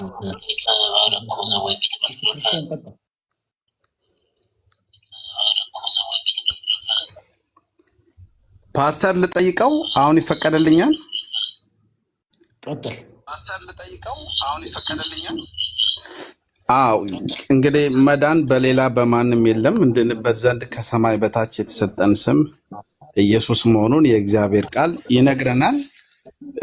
የእግዚአብሔር ቃል የሚለውን ሙሉ በሙሉ እቀበላለሁ፣ አምናለሁ። የወንጌል አማኝ በሙሉ የእግዚአብሔር ቃል የሚለውን የሚያምን እንደሆነ ሁላችንም መቼም የተገለጠ እውነት ነውና፣ ግን ፓስተር ሶፊ ያነሳውን መዝሙር አለመቀበል በጣም ትልቅ ጥያቄ ነው የሆነብኝና ለምንድን ነው እሱ ማለት እኔ አይዶን ነው የኔ አመጣጥ ከድቅድቅ ጨለማ ነው የመጣሁትኝ ወደ አስደናቂ ብርሃን የወጣው ሰው ነኝ። ስለዚህ ድንግል ማርያም ይሄን መዝሙር ስሰማ በጣም ነው ደስ የሚለኝ ፓስተር ሶፊ እና ለምንድን ነው እሱ ይሄንም ዝማሬ የነ ፓስተር ታምራት እንዲሁም ሌሎችን የወንጌል አማኞች አይቀበሉም ተብሎ በብዙ ሰዎች ዘንድ ይታሰባልና እንደዚህ አይነት ጥላቻ የለንም። የወንጌል አማኞችን አይወክልም። እኛ የእግዚአብሔር ቃል የሚለውን እናምናለን፣ እንቀበላለን። ቢዘመርም እኔ እቀበላለሁ በግሌ ማለት ነው። እንደገናም ደግሞ ከዚህ በፊት የነበሩ አባቶቻችን ዘምረዋል። ያንን መዝሙር የወንጌል አማኞች ነን የምትሉ ካላችሁ የምትቃወሙ ከሆነ እኔ የእግዚአብሔርን ቃል እየተቃወማችሁ ነው ብዬ ነው ማስበው። ምናልባት እንግዲህ የተነሳበትን ያንን መዝሙር ድጋሚ ያልሰሙ ሰዎች ካሉ ብታሰማልን ደስ ይለኛል። በተለይ የፓስተር ታምራትን አይ ቲንክ የት ነው እግዚአብሔር ቃል ለማርያም የሚለው የዘለልኩት ስፍራ ካለ የት ነው ዘምሩ የሚለው? የእግዚአብሔር ቃል ዘምሩ ያለበትን ስፍራ ንገረኝና ልዘምርላት። እንትን የክርስቲያን ሀሳብ እኔ አልገባኝም። የቀደሙን መዝሙር ፓስተር ሶፊ የከፈትከውን እሱ ክርስቲያንኛ እኮ እንዴ ታምራት ዘምሮ ሊሆን ይችላል፣ ግን ህዝቡ ማያውቀው ማንም እኮ አያውቀውም። የተወሰኑ እናንተ ልታውቁ ትችላላችሁ። አሁንም ይሄ ልጅ አንድ ወጣት ልጅ ነው የዘመረው ከስንት ዓመት በኋላ በጣም ልክ ሁሉም እንትን እንዳሉ ነገር። እኔ እኮ ይኸውልህ ክርስቲያን ስለ ማርያም ሲነሳ ስለ ቅዱሳን መላእክቶች ሲነሱ እኛ ያኔ ፕሮቴስታንት በነበረን ጊዜ አንፈልገውም። ኢየሱስን ይሸፍኑብናል ብለን ስለምናስብ ለምን ይህንን እውነታ እንትን ይላሉ? ክርስቲያን ቆይ ስንት ጊዜ ወጥ ነው በጌታ ስንት ጊዜ ነው እግዚአብሔር ቃል የሚለው ማትቀበል ከሆነ እኮ ችግር አለበት። በጌታ ስንት ጊዜ ነው የት ነው ክርስቲያን በጌታ ስንት ጊዜ እግዚአብሔር ቃል ስለ መላእክት የሚናገረውን ቃል እኔ እቀበላለሁ። እኔ እኮ የሚገርመኝ እሱ አሁን በቤተ ክርስቲያን ወይ በግሎት እመቤታችን ብፅዕት ነች እያሉ አመስግነው ያውቃሉ? አውቃህ ነው ፈለገ ስለማይሰማ ነው እኔ ተደርበህ እንትን የምትለው። አንተ ላይ አይደለም እኔ ክርስቲያን ወይ ኮሺ እኔ ልጠይቀውና የት እንደሚል እኔን እየከሰሰኝ ስለሆነ የእግዚአብሔር ቃል የሚለውን ነገር ለምን አትልም እያለ ስለሆነ የእግዚአብሔር ቃል ለማርያም ዘምሮ ያለበትን ስፍራ ታሳየኝ ክርስቲያን ወንድሜ። ምናልባት የቀደሙን የፓስተር ታምራት መዝሙር ትከፍትልኝ? በዚህ መዝሙር እኔ 100% እስማማለሁ። ይሄ መዝሙር ኦልሬዲ ከእሷ የተወለደውን የዓለም መድኃኒት የሆነውን ክርስቶስ ኢየሱስ ሁሉንም እንደተገለጠ አይወክሉ። የሚናገር መዝሙር አሁን ነው። ጥሩ አደረጉ። እኔ ማለትዎት እግዚአብሔር ይስጥዎት። ካሁን በኋላ እኔ በሉ ሁሉንም አይወክሉ። ኖ እኔ ብቻ አይደለሁም፣ ብዙ ሚሊዮን የሚቆጠር የወንጌል አማኝ ይሄንን መዝሙር ይቀበላል። ምናልባት እንግዲህ የማትቀበሉት ካላችሁ ችግር የለውም፣ አትቀበሉ፣ መፍታችሁ ነው። ክፍል ነው ለማርያም ዘምሩላት የሚለው ልዘምርላት፣ አሳየኝ እስኪ። የእግዚአብሔር ቃል የተጻፈውን ሁሉ እንቀበላለን ወንጌላውያን አማኝ አልክ አንተ ወንድሜ ክርስቲያን። የት ነው ያለው የእግዚአብሔር ቃል ለማርያም ዘምሩ የሚለው? እስኪ አሳየኝ። አይ ለክርስቶስ ስትዘምር፣ ለኢየሱስ ክርስቶስ ስትዘምር፣ ስለመወለዱ ስትዘምር፣ በከብቶች በረት ተወለደ ስትል ከድንግል ማርያም ተወለደ ብሎ መዘመሩ ይሄ ለማርያም መዘመር ነው። ችግር እሱ ለማርያም መዘመር ነው አይደለም የሚለው ዲያቆንዬ እናወራለን፣ ችግር የለውም። ለማርያም መዘመር ነው አይደለም የሚለውን ግን ለማርያም ለምን አንዘምርም የሚለውን ነገር አክቹሊ አንዘምር ለማርያም ዲያቆን አዲስ ይቀጥልና ከዛ ሙለታ እሱ ላይ ይስጥበት። ምክንያቱም እስካሁን ስላላወራ ያወራና የተለየ ሀሳብ ከሆነ እንስማ። እሺ፣ አመሰግናለሁ። እግዚአብሔር ይስጥልኝ። እንግዲህ እመቤታችን ቅድስት ድንግል ማርያምን እኛ ወይም ደግሞ ወንጌል እኛ ሙሉ ወንጌል አማኞች ነን ስትል አንተ ሙሌ ማለት ነው ወንጌል ላይ የተጻፈ ነገር ከጎደለ ሙሉ ወንጌል ማለት ትችላለህ ወይ? ለምን ብለህ ብትጠይቀኝ ማሳያ የሚሆነው በዮሐንስ እጅ ተጠመቀ ብለህ ትዘምራለህ። መግደላዊት ማርያምን አይደለም ሊገሏት ከነበሩት እኔ አልፈርድብሽም ብሎ ፈራጆቹን ዞር አደረገላት፣ ከሞትም አተረፋት፣ ከመወገርና ከሞት አተረፋት ብለህ ትዘምራለህ አይደለም? ስለመወለዱ ስትዘምር ከድንግል ማርያም ተወለደ ብለህ ትዘምራለህ። ስለመወለዱ ደግሞ ብስራት ስትዘምር መልአኩ ገብርኤል መጥቶ ሲያበስር እንዴት እንዳበሰረም ትዘምራለህ አይደለም? ይህን ስትዘምር ጸጋን የተመላሽ ሆይ ብለህ ዘምረህ ታውቃለህ? ለምን? የወንጌል ቃል ነው፣ አይሻር አይለወጥ። ወንጌል ላይ የተጻፈ ነገር ነው። ጸጋን የሞላብሽ ነሽ ብለህ መዘመር አለብህ። ለምን? ወንጌል ነዋ። መልአኩ ገብርኤል መጥቶ ጸጋን የተሞላሽ ደስ ይበልሽ አላት። ምን ችግር አለው? ለምን? ወንጌል ነዋ፣ ተጽፏል። ስለዛ ማለት ነው አጠባች።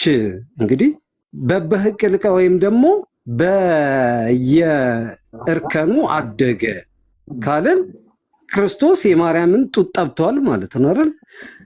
የማርያምን ጡት ጠባ ተብሎ መዘመሩ ቅድም ለአንተ ለምን ይከፋሃል? በማርያም ማህፀን አደረ መባሉ ለአንተ ለምን ይከፋሃል? ይሄ ፋክት ነው፣ የሚቀየር ነገር ነው እንዴ? ስለዛ ቢያንስ አት ሚኒመም ስሟ በሚጠራበት ቦታ ሁሉ አት ሚኒመም ማለት ነው እንደው ማክሲመምም እናርገው ይሄንን መጽሐፍ ቅዱስ ላይ የተጻፈውን እሺ ጠባስ አልተጻፈም እንበልና መጽሐፍ ቅዱስ ላይ የተጻፈውን ከሴቶች ሁሉ ተለይተሽ የተባረክሽ ነሽ፣ የማኅፀንሽን ፍሬ የተባረከ ነው፣ ጸጋ የሞላብሽ ሆይ ደስ ይበልሽ ያለውን ጸጋ የሞላብሽ ብልሃት ብትዘምር ከጥላቻ ውጪ ይሄን ሊከለክልህ የሚችል ምን አይነት ህግ ምን አይነት የወንጌል ህግ እንዳለ አላውቅም።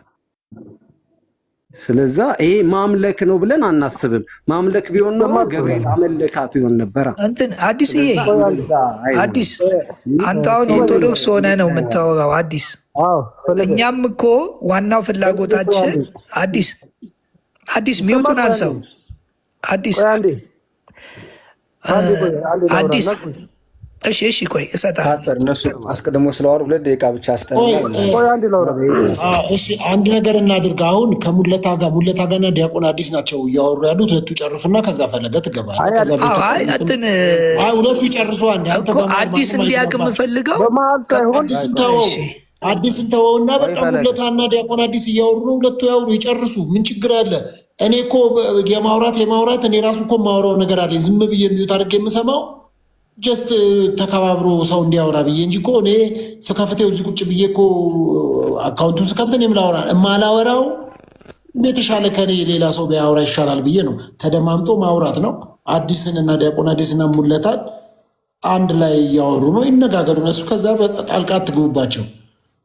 ከዛ አሁን ዲያቆን አዲስ አንስቷል ጥያቄ ለሙለታ፣ ሙለታ መልስ የተጠየቀው።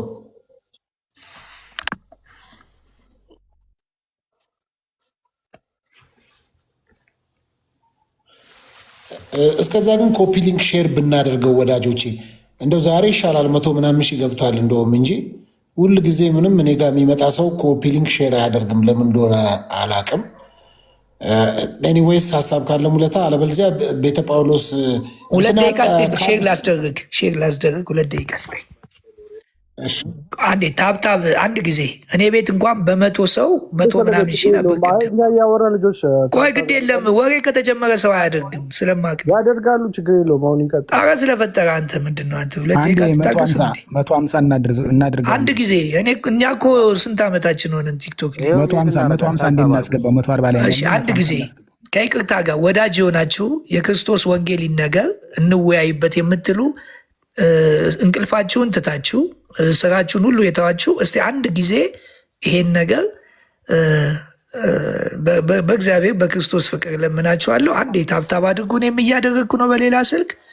አንድ ጊዜ እስቲ 143 ነው።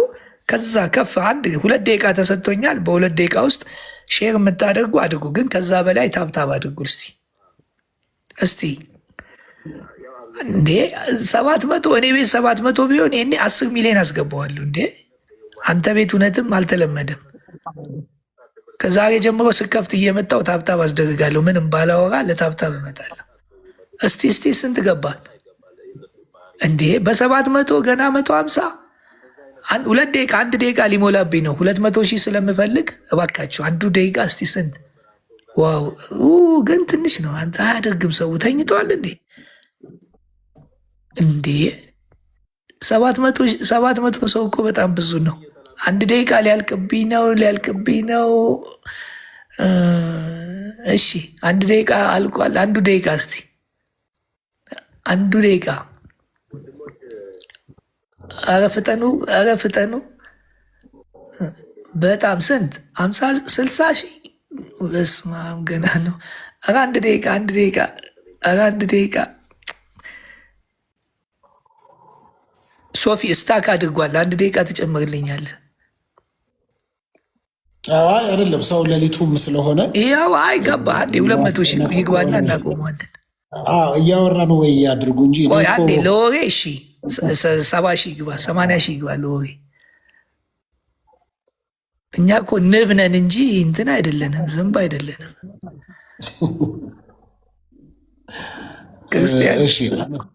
አመሰግናለሁ ሁላችሁንም።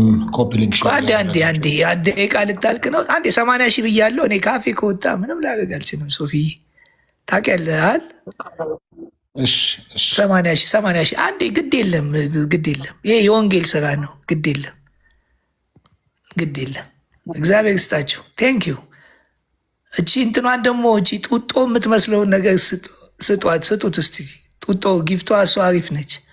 ይኸው 75 እንደገባን አየህ ሶፊ 80 ልንገባ ነው፣ ግን 200 ሺህ በኋላ እናደርሷ። ይኸው 70 አየው። ግን ፍጥነቱ ሰው አሁን ተነስቷል፣ ከእንቅልፉ ተነስታ ወይኔ እያለ ይኸው አየህ። ይኸው 80 ሺህ ብዬ 200 ሺህ ካልሞላ እያሉ ይኖታች። እኔ ምን ላድርግ እንግዲህ፣ የሰው ግዴታ አለብኝ። ምንም ላድርግ አልችልም። ያው ፍጥነቱን አየው 80 ስል 90 ገባ። ይበቃል። ኧረ ቀሲስ ቆይ፣ ቀሲስ ተው እንጂ 200 ሺህ ሰው የሚያመሰግን ያው ጊፍቱም እያለ ነው። እሱ ጊፍቱንም ያገኝ ፈለገ። ይበቃናል በቃ። ኧረ እስቲ ትዕግስት ይኖራችሁ። ጌታን እኮ በትዕግስት ነው መጠበቅ። ኧረ ትዕግስት ይኖራችሁ። ማውራት ሳይሆን እኮ መጠበቅ ነው ዋናው። ምን ወርቅ እኮ አይደለም። 85 ሺህ 90 ሺህ ገባ። 90 ሺህ ቴንኪዩ በእውነት ወዳጆች ውዶች ምናምን አልልም እኔ ጋይስ ምናምን አልልም። እኔ የድሮ ሰው ስለሆንኩ አልልም። ወንድሞች እህቶች እንኳን ቴንኪው ነው የምለው። ውዶቼ ጋይሶቼ ምናምን እንደዚህ አይነት አይመጥነኝም። እድሜ ድሮ ጀለስ ነበር የምንለው። ሶፊ አየህ 200 ሺህ ሊገባ ደስ አላለም? ምንም ደስ የሚለኝ ነገር የለም። አይደለም እንትኑ ቲክቶኩ ምን ያደርግልሃል መሰለህ? ሶፊ የሚባል ሌላ ጊዜ አንተን ዓለም አቀፍ እኮ ነው የሚያደርግ። እንዲህ ሲሆን እሱ ጋር ምንድን ነው ያለው ቋንቋ ስለዚህ ያለው ራሱ ሰልችቶ ያደሙ አለበጅ ምን አለምን ነው። እኛ ለወንጌል ነው እኛ ለወንጌል ስራ ስለፈጠረ እኔ እዚህ ያለ ነው በአግባቡ በተቃቀፍን መጀመሪያ እኔ ዓለም ደግሞ ልቀፍ ሄጄ መጀመሪያ እዚህ እኛ አንተ ሂዱ ለፍጥረት ስበኩ። አሁን ኧረ ተው ተው ተው ተነጋግረን ሶፊ ተነጋግረን ለፍጥረት ሄጄ ከቲክቶክ እንወጣለን እየተባባልን ከቲክቶክ ወጥተን እንዞራለን እየተባባልን የት ልዞር ነው ደግሞ? እኔማ አፍጋኒስታን፣ ቡዲዝም፣ ህንድ፣ ሂንዱዝም ምናምን ይሄዳለሁ። ቲክቶክ ላይማ አላስቀምጥ ብሎኛል። አሁንማ ኦርቶዶክሶች ዳባሩ ሀገር እዛው እንዳትቀር እንጂ። ቴንኪዩ 200 ሺህ ሞልቷል። አመሰግናለሁ። ይሄ ሰውዬ ዝም እናት ብሎ በእናታችሁ ብሎ ሰው ተናዶ ሁላ ነው 200 ሺህ ያለው እዚህ ካላደረገ ዝም እናት ብሎም አይነት ነገር በቃ ጥሩ። አሁን ታብታቡን ደግሞ ትተን ኮፒ ሊንኩን ወደ 5000 ከፍ እናድርገውና ከዛ ሙለታ ቀጥል ከዲያቆን አዲስ ጋር እያወራችሁ ነበረ። ከዛ ሁሉንም ካዶሽም ቅድም ሀሳብ ይዞ መጥቷል። ከዛ በተቻላችሁ አቅም እባካችሁ ለቀጥተኛ ሃይማኖት ለሳቸውም እድል ስጡልኝ። እንግዲህ በተለያየ ስነ መለኮት ቦታ የሚያስተምሩ አስተማሪ ናቸው። በጣም ወዳቸው ማከብራቸው ትልቅ ሰው ናቸው። ስለዚህ እሳቸውንም እድል ብንሰጥና መሰረታዊ በሆነ በነገረ ድነቶች ላይ እንዲሁም ነገረ ማርያም ላይ በቂ የሆነ ሀሳቦች መወያየት ስለሚቻል ጨዋም ስለሆኑ ለእሳቸውም እንዳያችሁት ሚዩት እያነሱ አያወሩም እንደኛ። ስለዚህ ከዛ አንጻር ዝም ያለ ሰው ሁል ጊዜ ዝም እንዳይል ለእሳቸውም እድል መስጠቱ ደቂቃ እየሰጠው ነው የምናወራው ማለት ነው። ከዚህ በኋላ ለሙለታ 3 ደቂቃ እሰጥህና አዲስ ላነሳው ሀሳብ መልስ እንሰጥና አዲስ የተናገረውን ያህል ተናገር። ያው 3 ደቂቃ ነው ያወራው እሱም ሙለታ። እሺ ስንት ደቂቃ ልስጥህ? 3 ደቂቃ እኮ ብዙ ነው። 5 ደቂቃ አድርግልኝ። ከዛ በታች 3 ደቂቃ በ3 ደቂቃ ለመጨረስ እሞክራለሁ። ለነፃነቱ ነው 5 ያልኩት አክቹሊ። በቃ አሁን በነፃ ለኖር ክርስቶስ ነፃ አውጥቶን አይላል። ነፃ አውጥተሃል። በ3 ደቂቃ እኛንም ነፃ አውጣን። 3 ደቂቃ ይበቃኛል። ነፃ ጭግንባራው ግን እስከዛ ኮፒ ሊንኩን ደግሞ እስቲ ቴንክ ዩ ቬሪ ማች። ለመጀመሪያ ጊዜ መስለኛል 200 ምናምን ሺህ እኔ ጋር ሲደረግ ዛሬ በጣም ያላችሁ ተወዳጆች ሁላችሁንም በጣም አመሰግናለሁ። እግዚአብሔር ያክብርልኝ። ኮፒ ሊንኩን 5000 እያስገባን በዚህ 3 ደቂቃ ውስጥ እስቲ 5000 እናስገባው። ሙለታ እያወራ ከዛ ለአባታችን እንሰጣለን ደግሞ ቀጥል። ኦኬ ጥሩ። በመጀመሪያ ደረጃ በመጽሐፍ ቅዱስ የተጻፈው እያንዳንዱ ነገር ሁሉ ወንጌል ነው ብሎ ማለት እሱ መጽሐፍ ቅዱስን የመጽሐፍ ቅዱስን ባህሪ ኔቸር ኦፍ ስክሪፕቸር የምንለውን አለመረዳት ነው። መጽሐፍ ቅዱስ ኢንስፓየርድ ነው፣ እውነት ነው፣ ኢንስፓየርድ ነው፣ በእግዚአብሔር መንፈስ የተጻፈ ነው። ያ ማለት ምን ማለት ነው? ቴዎኖስቶስ የሚለውን ጋድ ብሪዝድ ነው። ይሄንንም እንግዲህ ቃል በቃል በሁለተኛ ጢሞቴዎስ ምዕራፍ 3 ቁጥር 16 ጀምሮ በግልጽ የተቀመጠ ነገር ነው። ስለዚህ ኢንስፓየርድ ነው፣ የእግዚአብሔር ትንፋስ ያለበት መጽሐፍ ነው እንላለን። እውነት ነው። ያ ማለት እያንዳንዱ ቃል የእግዚአብሔር ቃል ነው፣ እያንዳንዱ ቃል ወንጌል ነው ግን ማለት አይደለም። እሱ ነው ሰዎች ያልተረዱት። ስለዚህ በመጽሐፍ ቅዱስ ውስጥ የተጻፉ ኤቭሪቲንግ ሰይጣንም የተናገረው ወንጌል ነው፣ የምስራች ነው። ወንጌል አክቹሊ የምስራች ማለት ነው። ስለዚህ የሰይጣን ንግግር የምስራች ነው፣ የእባብ ንግግር የአህያም ንግግር የምስራች ነው አንልም። እንደዛም አይደለም። ስለዚህ ይሄንን ወደ ኋላ መለስ ብሎ ማጥናት ያስፈልጋል ማለት ነው። ስለ መጽሐፍ ቅዱስ ኔቸር ለማወቅ ቅድም ወንጌል አይደል እንዴ ልጽይቲ ማለት ምናምን የሚል ነገር ከዲያቆን ስለሰማሁ ማለት ነው። እሱ ወንጌል ነው አይደለም የሚለውን ነገር እንግዲህ ተመልሶ ማጥናት ያስፈልጋል ማለት ነው። ስለ መጽሐፍ ቅዱስ ባህሪ መጽሐፍ ቅዱስ ምንድነው የሚለውን ነገር ማወቅ ያስፈልጋል። ሌላው ነገር ግን በግልጽ እያልን ያለ ነው እኛ ስለ ክርስቶስ ስንሰብክ አብሮ ሰብጀክቱ ክርስቶስ ነው። የስብከታችን ርዕስ ኢየሱስ ነው። ማርያምን አብረን ብናነሳ ምን ችግር አለው? ችግር የለውም። ስለ ኢየሱስ እየዘመርን ስለ ኢየሱስ በምንዘምርበት ጊዜ አብረን ማርያምን ብናነሳ ምን ችግር አለው ከሆነ እሱ አይደለም ችግር አለው እያልን ያለ ነው እኛ። እሱ አይደለም ችግር አለው እያልን ያለ ነው እኛ። ችግር አለው እያልን ያለ ነው ማርያም ራሷ አድሬስ ተደርጋ እንደምትሰማ ተደርጋ ለእሷ ክብር ይገባታል፣ በቀጥታ ለእሷ መዝሙር ይገባታል፣ እሷ ትሰማለች የሚሉ ነገሮች እነዚህ ጋር ነው የኛ ቴዎሎጂ ይጣላል እያልን ያለ ነው። ስለዚህ በግልጽ ቋንቋ እየተናገርን ያለ ነው እኛ ምንድነው ከተባለ ወንጌል ከእግዚአብሔር ውጪ ከአብ ወልድ መንፈስ ቅዱስ ውጪ ከአምላክ ውጪ መዝሙር ከአምላክ ውጪ ለማንም የተገባ አይደለም። ይሄ ወንጌላውያን አማኞች ወንጌላዊ አማኝ ነኝ ብሎ የሚረዳ ሰው ሁሉ የሚረዳው እውነት ነው። ስለዚህ በግልጽ እያወራን ያለ ነው እኛ ምንድነው ከተባለ ለእግዚአብሔር እንዘምራለን፣ አለቀ በቃ። ስለዚህ ለእግዚአብሔር እንዘምራለን። ኢየሱስ እግዚአብሔር ስለሆነ የእግዚአብሔር ልጅ ስለሆነ አምላክ ስለሆነ እንዘምርለታለን።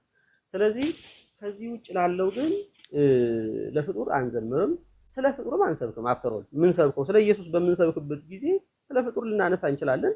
ፍጡር ግን ሰብጀክት ሆኖ ዋና ጉዳይ ሆኖ የስብከት ርዕስ ሆኖ ያድናል፣ ያሻግራል ብለን ያጽናናል ብለን ስለ ፍጡር አንሰብክም። ሰዎች ያልተረዱን ይሄንን ነው።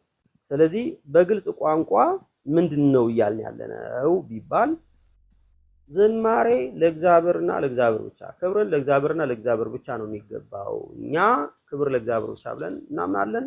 አክቹሊ ክብር ለእግዚአብሔር ብቻ ማለት በራሱ ምን ማለት ነው የሚለው ዲፋይን መደረግ ያለበት ነገር ቢሆንም በግልጽ ግን መዝሙር በወንጌላውያን አማኞች ለፍጡር የተፈቀደ አይደለም። ፍጡር እንደዋና መዝሙሩን ተደራሲ ሆኖ እንደሚሰማ፣ እንደሚረዳ፣ እንደሚደርሰው፣ እንደሚቀበለው አድርገን ለፍጡር ዝማሬን አናቀርብም። ይህንን እናረጋለን የሚል አካል ካለ ግን ከወንጌል አማኞች የወጣ ነው ኢንኬዝ ትምህርቱ የወጣ ነው ሰውየው እዛ ወንጌል አማኞች ሊሆን ይችላል፣ ሽማግሌዎች ኮንፈረንስ ብቻ በተለየ መንገድ ሊቆይ ይችላል። ግን ትምህርቱ ግን ከኛ የወጣ ነው ብለን እንላለን። ስለዚህ በግልጽ ቋንቋ ማርያምን አንጠላም፣ እንወዳለን። ማርያምን ቀርቶ ጠላቶቻችን የሚሰድቡንን እዛ ከታቻውን ሙለታ ይሰቀል የሚል አለ፣ መሰቀል አለበት የሚል ኮሜንት አንብቤያለሁ። እሱንም ወዳታለሁ። ሴት መሰለችኝ አፍተሮል ይሰቀል የምትለኝ ይሰቀል ይገደል የሚሉንንም ጥፋ የሚሉንንም ሁሉንም እንወዳለን። እንኳን የጌታችን እናት አክቹሊ ጌታችን እናት እሷ ክርስቲያን ናት።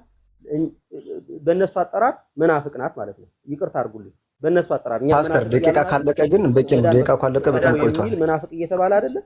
ስለዚህ በእነሱ አጠራር ደቂቃ ያልቋል ማለት ነው። ስለዚህ እህታችን ናት። እሺ ቀጥተኛ ሰጥቼዎታለሁ። እሱ ሄዱ። እሺ አመሰግናለሁ። እግዚአብሔር ይስጥልኝ። እንግዲህ በመጀመሪያ ብሉይ ኪዳን ለአዲስ ኪዳን ትርጓሜ ነው። ብሉይ ኪዳን ንባብ ነው፣ አዲስ ኪዳን ትርጓሜ ነው። ስለ ጌታችንም ስለ እመቤታችንም በብሉይ ኪዳን አለ፣ በአዲስ ኪዳን አለ። በአዲስ ኪዳን ተተርጉሟል። ለምሳሌ ከጌታችን ብንጀምር በሱ ቁስል እኛ ተፈወስን፣ እንደሚታረድ በግ ሆነ። ኢሳይያስ ምዕራፍ 53 ያለው ግን ኢየሱስ ክርስቶስ ግን አይልም። ግን ያው በሐዋርያት ሥራም ምዕራፍ 8 ላይ ያለው ባኮስ ወይም ደግሞ ጃንደረባው ልክ የተናገረውና ተተርጉሞ ወደዚህ ወደ አዲስ ኪዳን መጥቶ ለኢየሱስ ክርስቶስ እንደሆነ እያንዳንዱ ነገር ተተርጉሟል። ነብዩ ዳዊትም ስለ ትንሣኤውም ስለተለያየ ስለ እርገቱም የተናገራቸው ተተርጉሟል። ስለዚህ በኦሪቱም ደግሞ ወይ በብሉይ ኪዳን ደግሞ ጽዮን ተብሏል። አማናዊ ጽዮን እመቤታችን ናት። የጽዮንን ዝማሬ ዘምሩና አለ። ለጽዮን ይዘመር ነበረ። ታዲያ ለጽዮን አዲስ ኪዳን ያኛው ሰው የተለያየ ነው ማለት ነው። ድነት ተለያየ እንጂ። ስለዚህ ለጽዮን ይዘመር ነበረ። የጽዮንን እንኳን በባዕድ ሀገር አንዘምርም ነው ያሉ ከፍቅራቸው የተነሳ። ልክ በአዲስ ኪዳን የተቀደሰው ለውሾች አትስጡ እንዳለው ማለት ነው ጌታችን መድኃኒታችን ክርስቶስ። የጽዮንን ዝማሬ በባዕድ ሀገር አንዘምርም ነው ያሉ። ስለዚህ ለጽዮን ዘምሩ ነው፣ ለጽዮን ይዘመር ነበረ። ስለዚህ አማናዊ ጽዮን ደግሞ አሁን እመቤታችን ቅድስት ድንግል ማርያም ነች። ሌላው ደግሞ ቅድም ትውልድ ሁሉ ብፅዕት ይሉኛል። ትውልድ መቼ ነው የተቋረጠው? ትውልድ እኮ የሚቀጥል የሚወለድ ለዘ ይመጽእ ነው። ነብዩ ዳዊት ምን ያለ ይትድገኒ ወእስከ ነገር እስከ ልቅ ወረስ ይትድገኒ አምላኬ ወእስከ ነገር መዝራዕተከ ለትውልድ ዘይመጽእ፣ እስካረጅና ስትሸመግል አትተወኝ፣ ለሚመጣ ትውልድ ኃይልህን አድንወትን እስከምናገር ድረስ ብሏል። እንደገና አሁንም ነብዩ ዳዊት መልሶ መንግስት ከሰ መንግስት ለኩሉ ዓለም ወምኩናኒ ለትውልደ ትውልድ፣ አገዛዝህ ለልጅ ልጅ ነው አለ። ልጅ ማለት ምጽአት ወይም ዳግም እስካቶሎጂ እስከሚፈጸም ሰከንድ ካሚንግ ኦፍ ጂሰስ ክራይስት ቱ ፓስ ዘ ወርልድ ማለት ነው። ዓለም ለማሳለፍ እስኪመጣ ድረስ ያለው ትውልድ ማለት ነው። ስለዚህ ትውልድ ሁሉ ያመሰግኑኛል ስትል ጻድቃን በነፍሳቸው ሕያዋን ናቸው፣ ይሰማሉ። እኔ የአብርሃም አምላክ የይስሐቅ አምላክ የያዕቆብ አምላክ ነኝ አይደል ያለ። ሙተዋል አይደል? ለምን አነሳቸው? የአብርሃም የይስሐቅ የያዕቆብ በነፍሳቸው ሕያዋን ስለሆኑ። ስለዚህ ጻድቃን በነፍሳቸው ይሰማሉ። እንደሚሰሙ ራእይ ምዕራፍ 6 ቁጥር 10 አላየንም እንዴ? ከመሰዊያ በታች ያሉትን ነፍሳት ሰማሁኝ። እስከ መቼ ድረስ ነው በምድር ላይ ደማችን ያፈሰሱትን ማትበቀላሉ? ሲነጋገሩ እንደሚሰሙም አረጋግጠናል እኮ። እንደገና ደግሞ አልዓዛር ሙቶ በአብርሃም እቅፍ ላይ አላየውም እንዴ? ያ ባለሀብቱ ነዌ ነው እኛ በትርጓሜያችን ባለሀብቱ አላየውም እንዴ? ጻድቃን ይሰማሉ፣ ህያዋን ናቸው። ስለዚህ ትውልድ ሁሉ ያመሰግኑኛል። ትሰማለች ወይ ላልኸው፣ ትሰማለች እንጂ እመቤታችን ትውልድ እኮ አለች። ያመሰግኑኛል። አይ ከሞቱ በኋላ ያመሰግኑኝ ብላለች እንዴ? አላለችም እኮ። እስክሞት ብቻ ነው እንጂ ከዚያ በኋላ ያለው ግን አያመሰግንም። ትውልድ ሁሉ ያውም አንዳንድ ትውልድ እንኳ አይልም። ትውልድ ሁሉ ኤቭሪ ትውልድ ማለት ኤቭሪ ጄኔሬሽን። ስለዚህ የሚለውን ነገር ብናስተውል ጥሩ ነው። ዝም ብሎ ዘፈቀደ አንደኛ መማር ያስቀድማል። አሁን እኮ እናንተ እየተጎዳችሁ ያለ አንደኛ አካዳሚካል ኖሌጅ የለም። የቤተ ክህነቱ፣ የአብነቱ፣ የትርጓሜው ዝም ብሎ መጽሐፍ ቅዱስን እንደ ሞባይል ብድግ እያደረጉ እየያዙ እንዲህ ነው ማለት ነውር ነው፣ ኋላ ያስጠይቃል በእግዚአብሔር ዘንድ። መምህራን መጠየቅ ለዚህ ነው። ካለ መማር አስፈላጊ ነው። ሐዋርያትም ከጌታችን ቁጭ ብለው የተማሩ ለዚያ። እሺ ለምሳሌ ቅድም ቅዱስ ጳውሎስ ስለ እመቤታችን አንድን ነገር አልተናገረም ምናምንም ናቸዋል። እሺ ሐዋርያት ለምን ነው የራሳቸውን ትምህርት ያስተማሩ? ለምንድን ነው ኢየሱስ ክርስቶስ የተናገራትን ብቻ ያን ወንጌል ላይ ከአራቱ ወንጌል ሳይወጡ ለምን አልተናገሩ? ለራሳቸው ማብራሪያ ለምን ተናገሩ? ኢየሱስ ክርስቶስ የዘላለም አምላክ ነው አለ ቅዱስ ጳውሎስ። ለምን ወንጌል ላይ ብቻ የወንጌሉን ብቻ ለምን አላስተማረም? ከመጽሐፍ ቅዱስ ለምን ወጡ? በራሳቸው ለምን? መንፈስ ቅዱስ ያለባቸው ናቸው፣ በእግዚአብሔር መንፈስ ነው የሚመሩ ብለን ስለምናምን አይደለም። ሌላው ደግሞ ምንድነው? ከፍጡራን በላይ ደግሞ ከፍጡራን በታች ከፍጡራን በላይ ከፈጣሪ በታች ለተባለው ደግሞ ልክ ነው። ኢንተርሴሽን የሚባል ትምህርት አለ በእኛ በቴዎሎጂ አማላጅ ማለት ነው። ሴንት ቪርጂን ሜሪ ሃዝ ዘ ሃይስት ዲግሪ ኤንድ ሺ ኢዝ ክሎዝ ኤንድ ክሎዝ ቱ ጋድ። እመቤታችን ቅድስት ድንግል ማርያም ከፍጡራን በላይ ነች። ሺ ሃዝ ዘ ሃይስት ዲግሪ፣ የመጨረሻውን ዲግሪ ለእግዚአብሔር። ክሎዝ ኤንድ ክሎዝ ቱ ጋድ፣ ቅርብና ቅርብ ከሚባሉት ምንድነው አለ እመቤታችን ብቻ ነው። ቢኮዝ ሺ ኢዝ ማዘር ኦፍ ጋድ ኦር ቲዮቶኮስ፣ ምክንያቱም የእግዚአብሔር እናት እሷ ናት። ከሚካኤል አልተወለደም፣ ከገብርኤል አልተወለደም፣ ከአብርሃም አልተወለደም። ማህደሩ የሆነች ለዚያ ለመለኮት አንሊሚትድ ኤንድ ጋድ ኢዝ ትራንሰንደንት ኤንድ ቢዮንድ ኢን ሂውማን ማይንድ ኢንቴሌክቹዋል ኤቢሊቲ፣ እግዚአብሔር ከሰው አእምሮና እውቀት ባሻገር የሆነና አንሊሚትድ የማይወሰነው የተወሰነባት፣ የማይለካው የተለካባት፣ ጊዜ የሌለው ጊዜ እንዲኖረው የተደረገ በማን ማይጸን ነው? በማርያም ነው። በማንም አይደለም፣ በድንግል ማርያም ነው። ስለዚህ ከፍጡራን በላይ ምንላት ለዚህ ነው። ይህንን ያገኘው ሰው ማንም የለም። ቅዱስ ገብርኤልስ ምንድን ያላት? እመቤታችን ቅድስት ድንግል ማርያምን ከቡሩክታ ከሴቶች ሁሉ ማለት እኮ አፍሪካም አይደለም፣ ኤዥያም አይደለም፣ አንታርክቲካም አይደለም፣ አውስትራሊያም አይደለም፣ ኤቭሪ ሰዓቱ አልቋል። እሺ ሰዓት አልቋል። አሁን አይደለም። እሺ ሰዓት አልቋል። ቴንኪው አይ ቲንክ ካዶሽ ነህ ማውራት የፈለግከው ሰጥቼዋለሁ። ኦኬ ቴንኪው ስለሰጣችሁኝ እድል እናመሰግናለን። ኦኬ እኔን ለማለት የፈለግኩትን አብዛኛውን ነገር ሙሉታ ብሏል እና እኔ ትንሽ የምጨምረው ነገር ቢኖር ያው እንደምናውቀው ሐዋርያቶች እንዳስተማሩት ስለ ኢየሱስ ክርስቶስ ብቻ እንድንሰብክ ነው የተጠራ ነው። ኢየሱስ ክርስቶስም ሂዱ ወንጌልን ለአሕዛብ እያስተማራችሁ ደቀ መዛሙርት ያድርጉ ብሎ ነው ያለው እና እንደገና ደግሞ ሐዋርያው ጳውሎስም በመልእክቱ እንዲህ ብሎ ጽፏል። ይህም ወንጌል ከስጋ ከዳዊት ዘር ስለተወለደ ቅድስና መንፈስ ግን ከሙታን መነሳት የተነሳ በኃይል እግዚአብሔር ልጅ ሆኖ ስለተገለጠ ስለ ልጁ ነው፣ እርሱም ጌታችን ኢየሱስ ክርስቶስ ነው ይላል። ስለዚህ እኛ እንድንናገር እንድንዘምር የተጠራ ነው። ከድቅድቅ ጨለማ ወደሚደነቅ ብርሃን ስላመጣው ስለ ኢየሱስ ክርስቶስ ነው እንጂ ስለ ማርያም አይደለም። ኦፍኮርስ ማርያምን ብፅዕት እንላታለን፣ በመጽሐፍ ቅዱስ የተጻፈውን ሁሉንም እንላታለን። ግን እንዴት ነው እነሱ ያሉት? በአካል አግኝቷት ነው እነሱ ያሉት። ገብርኤልም ማርያምን ብፅዕት ነሽ ብሎ ሲላት በአካል አግኝቷት ነው። እንደገና ደግሞ ኤልዛቤልም እንደዛ ብላ ስትል በአካል አግኝታ ነው። ለሞተ ሰው በመጽሐፍ ቅዱስ አንድም ነገር ሲቀርብ አናይም። ይሄ የፋጋን ስነ ስርዓት ነው። ስለዚህ በመጽሐፍ ቅዱስ ላይ ያልተጠቀሰውን በመጽሐፍ ቅዱስ አንድም ሐዋርያ ያላረገውን እኛ ደግሞ ካደረግን ከተጻፈው እያለፍን ነው። ለዚህ ነው ጳውሎስ ከተጻፈው አትለፉ ብሏል። ከዛም በኋላ ምን ብሎ ነው ያለው? ራሱ በሌላ መልእክቱ እኛ ካስተማርነው ወንጌል ውጪ የሰማይ መላእክትም የትኛውም ነገር መጥቶ ቢያስተምራችሁ የተረገመ ብሎ ያለው ለዚህ ነው። ስለዚህ ይሄ በቤተ ክርስቲያን ታሪክ ስንመለከት ራሱ ለሞቱ ቅዱሳን የሚቀርብ አምልኮ በጣም ዘግይቶ የመጣ ነው። እስልምና ይቀድመዋል። ማለት ነው። ከ7ኛ ከ6ኛ ክፍለ ዘመን በኋላ የመጣ ነው። ከዛ በፊት አይታወቅም በሐዋርያና በአበው ዘንድ። እንደገና ደግሞ በቤተክርስቲያን እስከ 5ኛ ክፍለ ዘመን ማይታወቅ በጣም ቆይቶ የመጣ ስነስርዓት ስለሆነ ለዚህ ነው የምንቃወመው።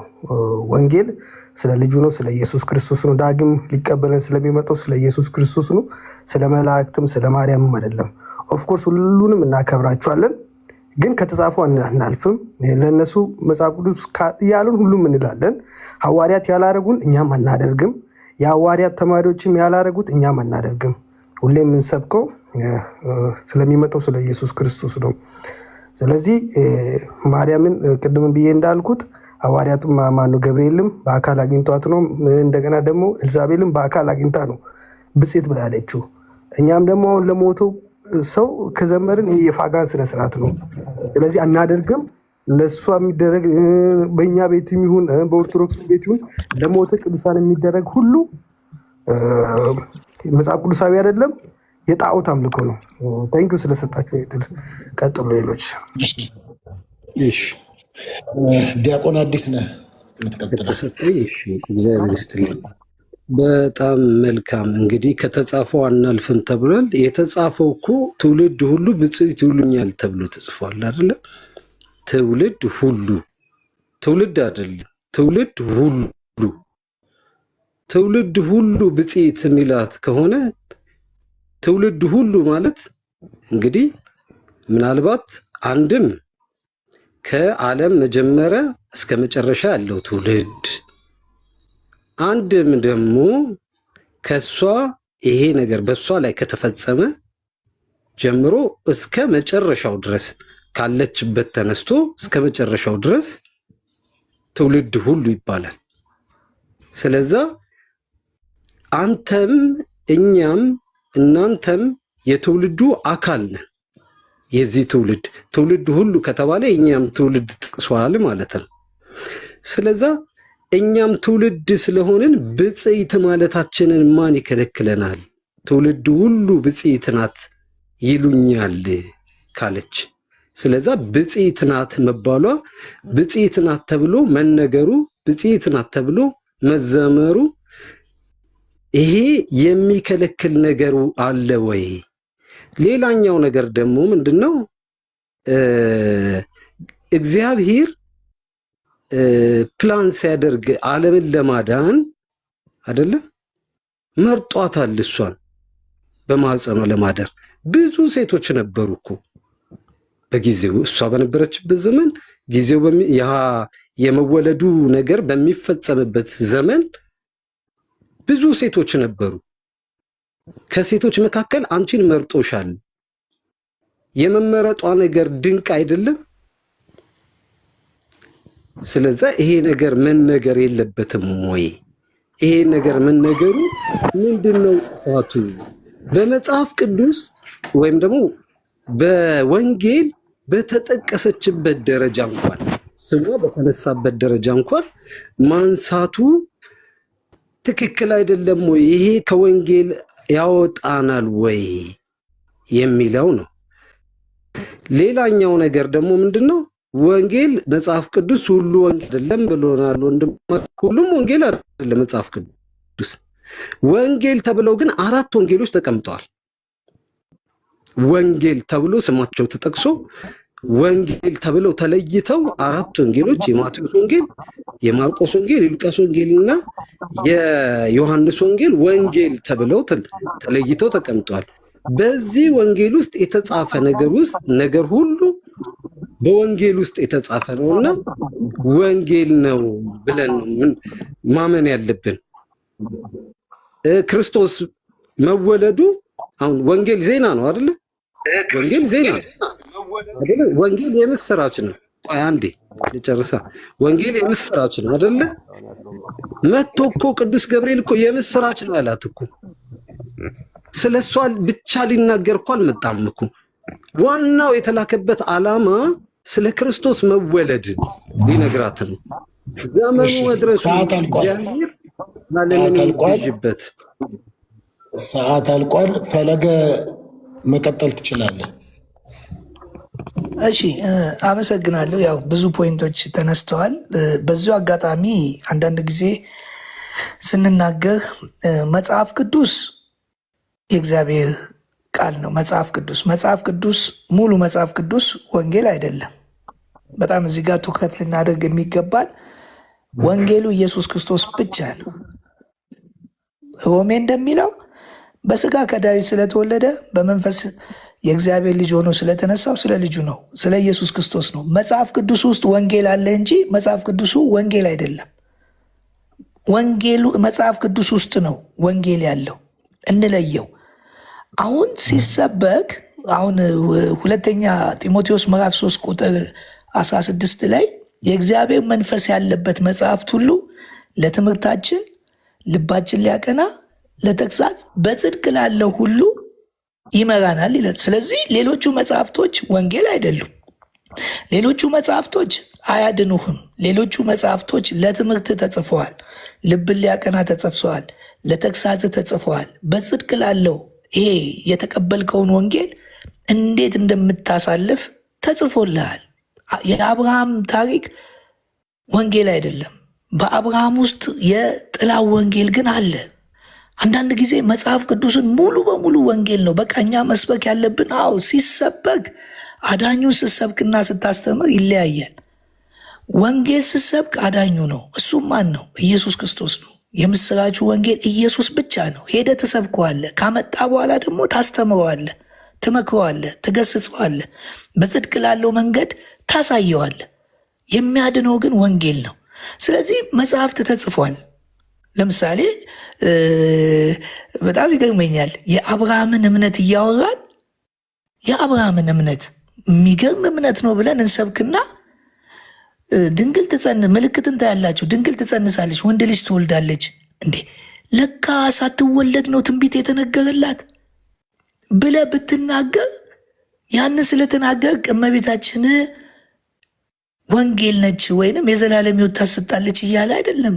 አብርሃምን ስታወራ አብርሃም የዘላለም ሕይወት እንደማያሰጥ ሁሉ ድንግል ትጸንሳለች፣ ወንድ ልጅ ትወልዳለች። ይህንን ወንጌሉን እኮ ታመጣልናለች እያልክ በሌለችበት ባልተፈጠረችበት እንትን ተብሏል፣ ተነግሮላታል። ለምሳሌ ዮሐንስ እንደተነገረለት ጥርጊያ መንገዱን እኮ የሚጠርግ ስለ ክርስቶስ መንገዱን የሚጠርግ ዮሐንስ እንደተነገረለት ስለ እሷም ተነገረ። አሁን ድንግል ትወልዳለች ይህንን ነገር ብትናገር ልክ እንደ ክርስቶስ እንደምታድን አድርገ ከተናገርክ ወንጌል እሱ አይደለም። አሁን ድንግል ብፅዕት ይሉኛል አለች።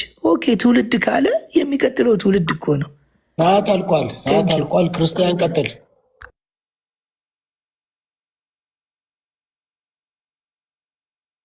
እሺ ፓስተር ሶፊ ስለተሰጠኝ እድል በጣም አመሰግናለሁ።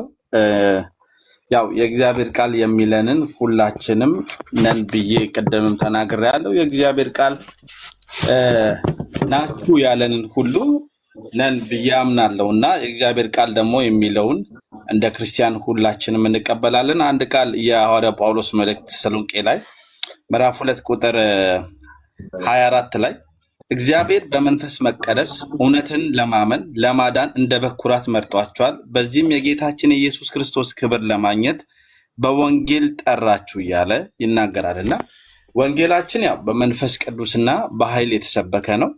እንደገናም ደግሞ በመንፈስ አማካኝነት ሲሰበክ ሰዎችን ሁሉ ያድናል፣ ሰዎችን ሁሉ ይቀይራል። ያው ስለ እግዚአብሔር ቃል ብዙ የተነገሩ ሐሳቦች አሉ። መጽሐፍ ቅዱስ ከዘፍጥረት እስከ ራዕይ የተለያዩ ሐሳቦች አሉት። ያው ብሉይ ኪዳን ጥላ ነው፣ አዲስ ኪዳን ደግሞ የተገለጠ በአካል የተገለጠ ለሁላችንም የተሰበከ በቆሮንቶስ ላይ እንደሚል ስለ ኃጢአታችን ሁሉ የሞተ ሞትን ድል አድርጎ ስለተነሳው ስለ ክርስቶስ ኢየሱስ እንደሆነ እናምናለን። ምናልባት እንግዲህ በሉቃስ ላይ ያለው ቃል የእግዚአብሔር ቃል ቅድምም አንብቤዋለሁ።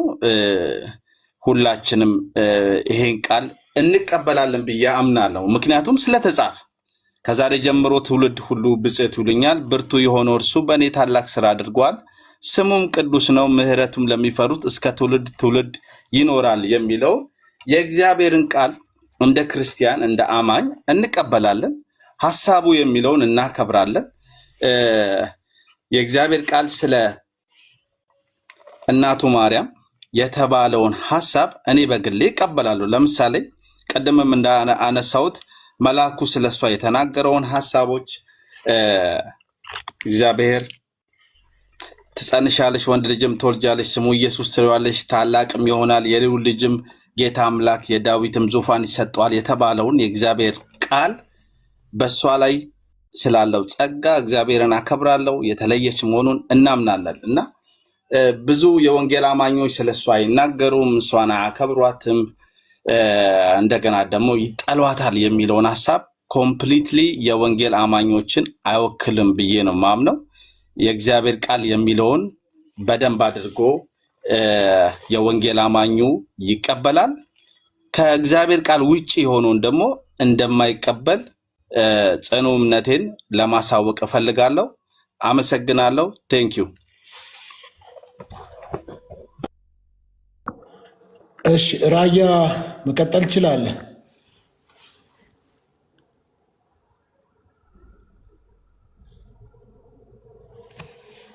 እና አይ ቲንክ የለም መሰለኝ እሱ። ስለዚህ ወደ ሙለታ ነው የምመለሰው።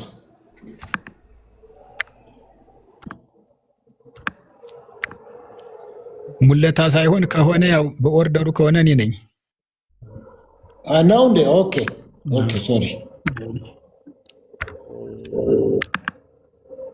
ያው ይቀጥሉ። ይቀጥሉ። ቀጥታ ሙለታ ነው። አይ ሙለታማ መጀመሪያ ተናገረ፣ ከዚያ ተናገረ።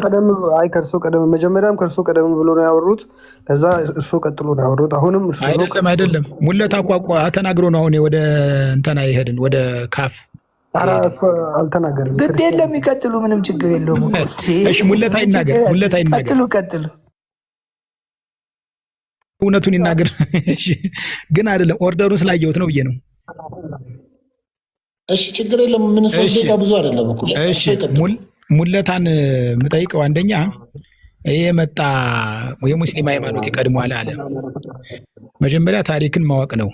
ለምሳሌ ቅዱስ ያሬድ ኢትዮጵያዊ በ505 ዓመተ ምህረት ነው የተወለደ።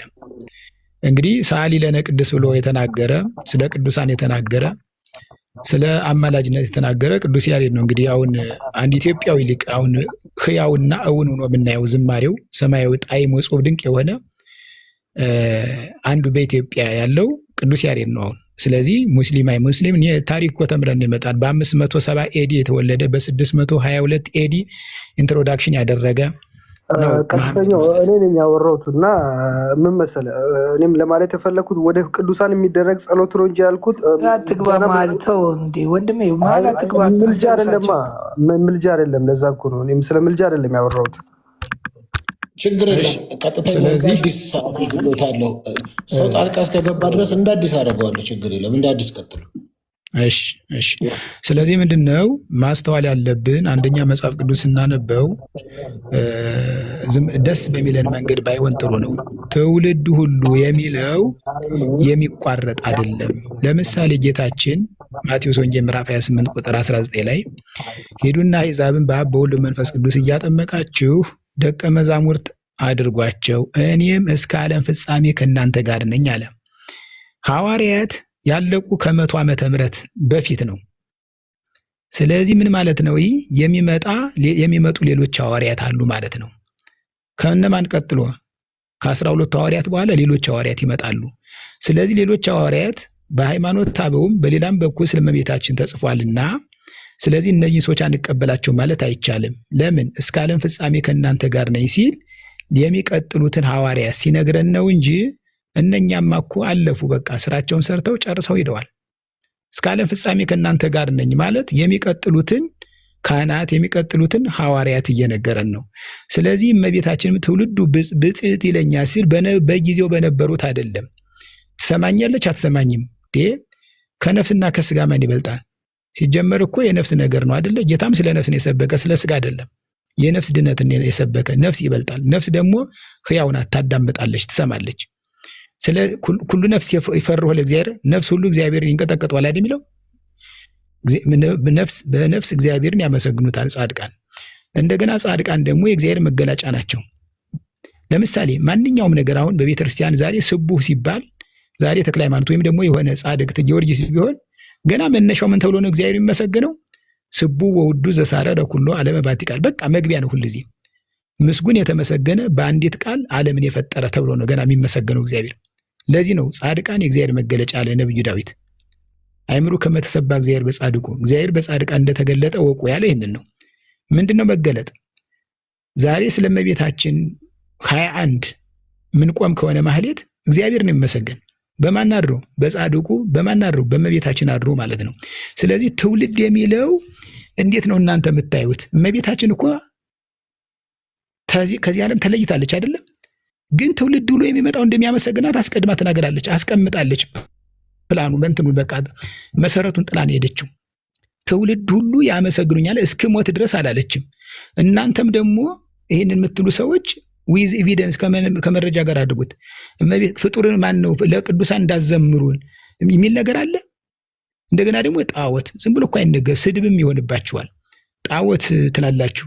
መየት ላይ ነው ለቅዱሳን እንዳዘምሩ የሚል የተጻፈ? እስኪ ማስረጃ የሚነግረኝ።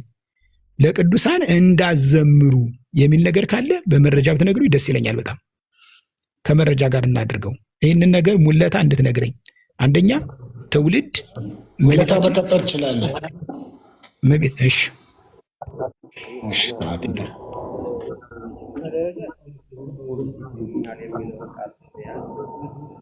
ማለት ተፈስሕ ማርያም መድኃኒተ አዳም ወሔዋን፣ የአዳምና የሔዋን መድኃኒት ነሽ ወይ ማርያም?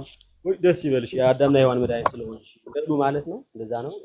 ከዛ ሲቀጥል ደግሞ በእንተ እግዝእትነ ማርያም ተገብረ ኩሉ ዓለም በእንተ እግዝእትነ ማርያም ተፈጥሮ አዳም ወሔዋን ብለህ ስለ ማርያም ሲባል ዓለም ሁሉ የተፈጠረው ለማርያም ሲባል ነው።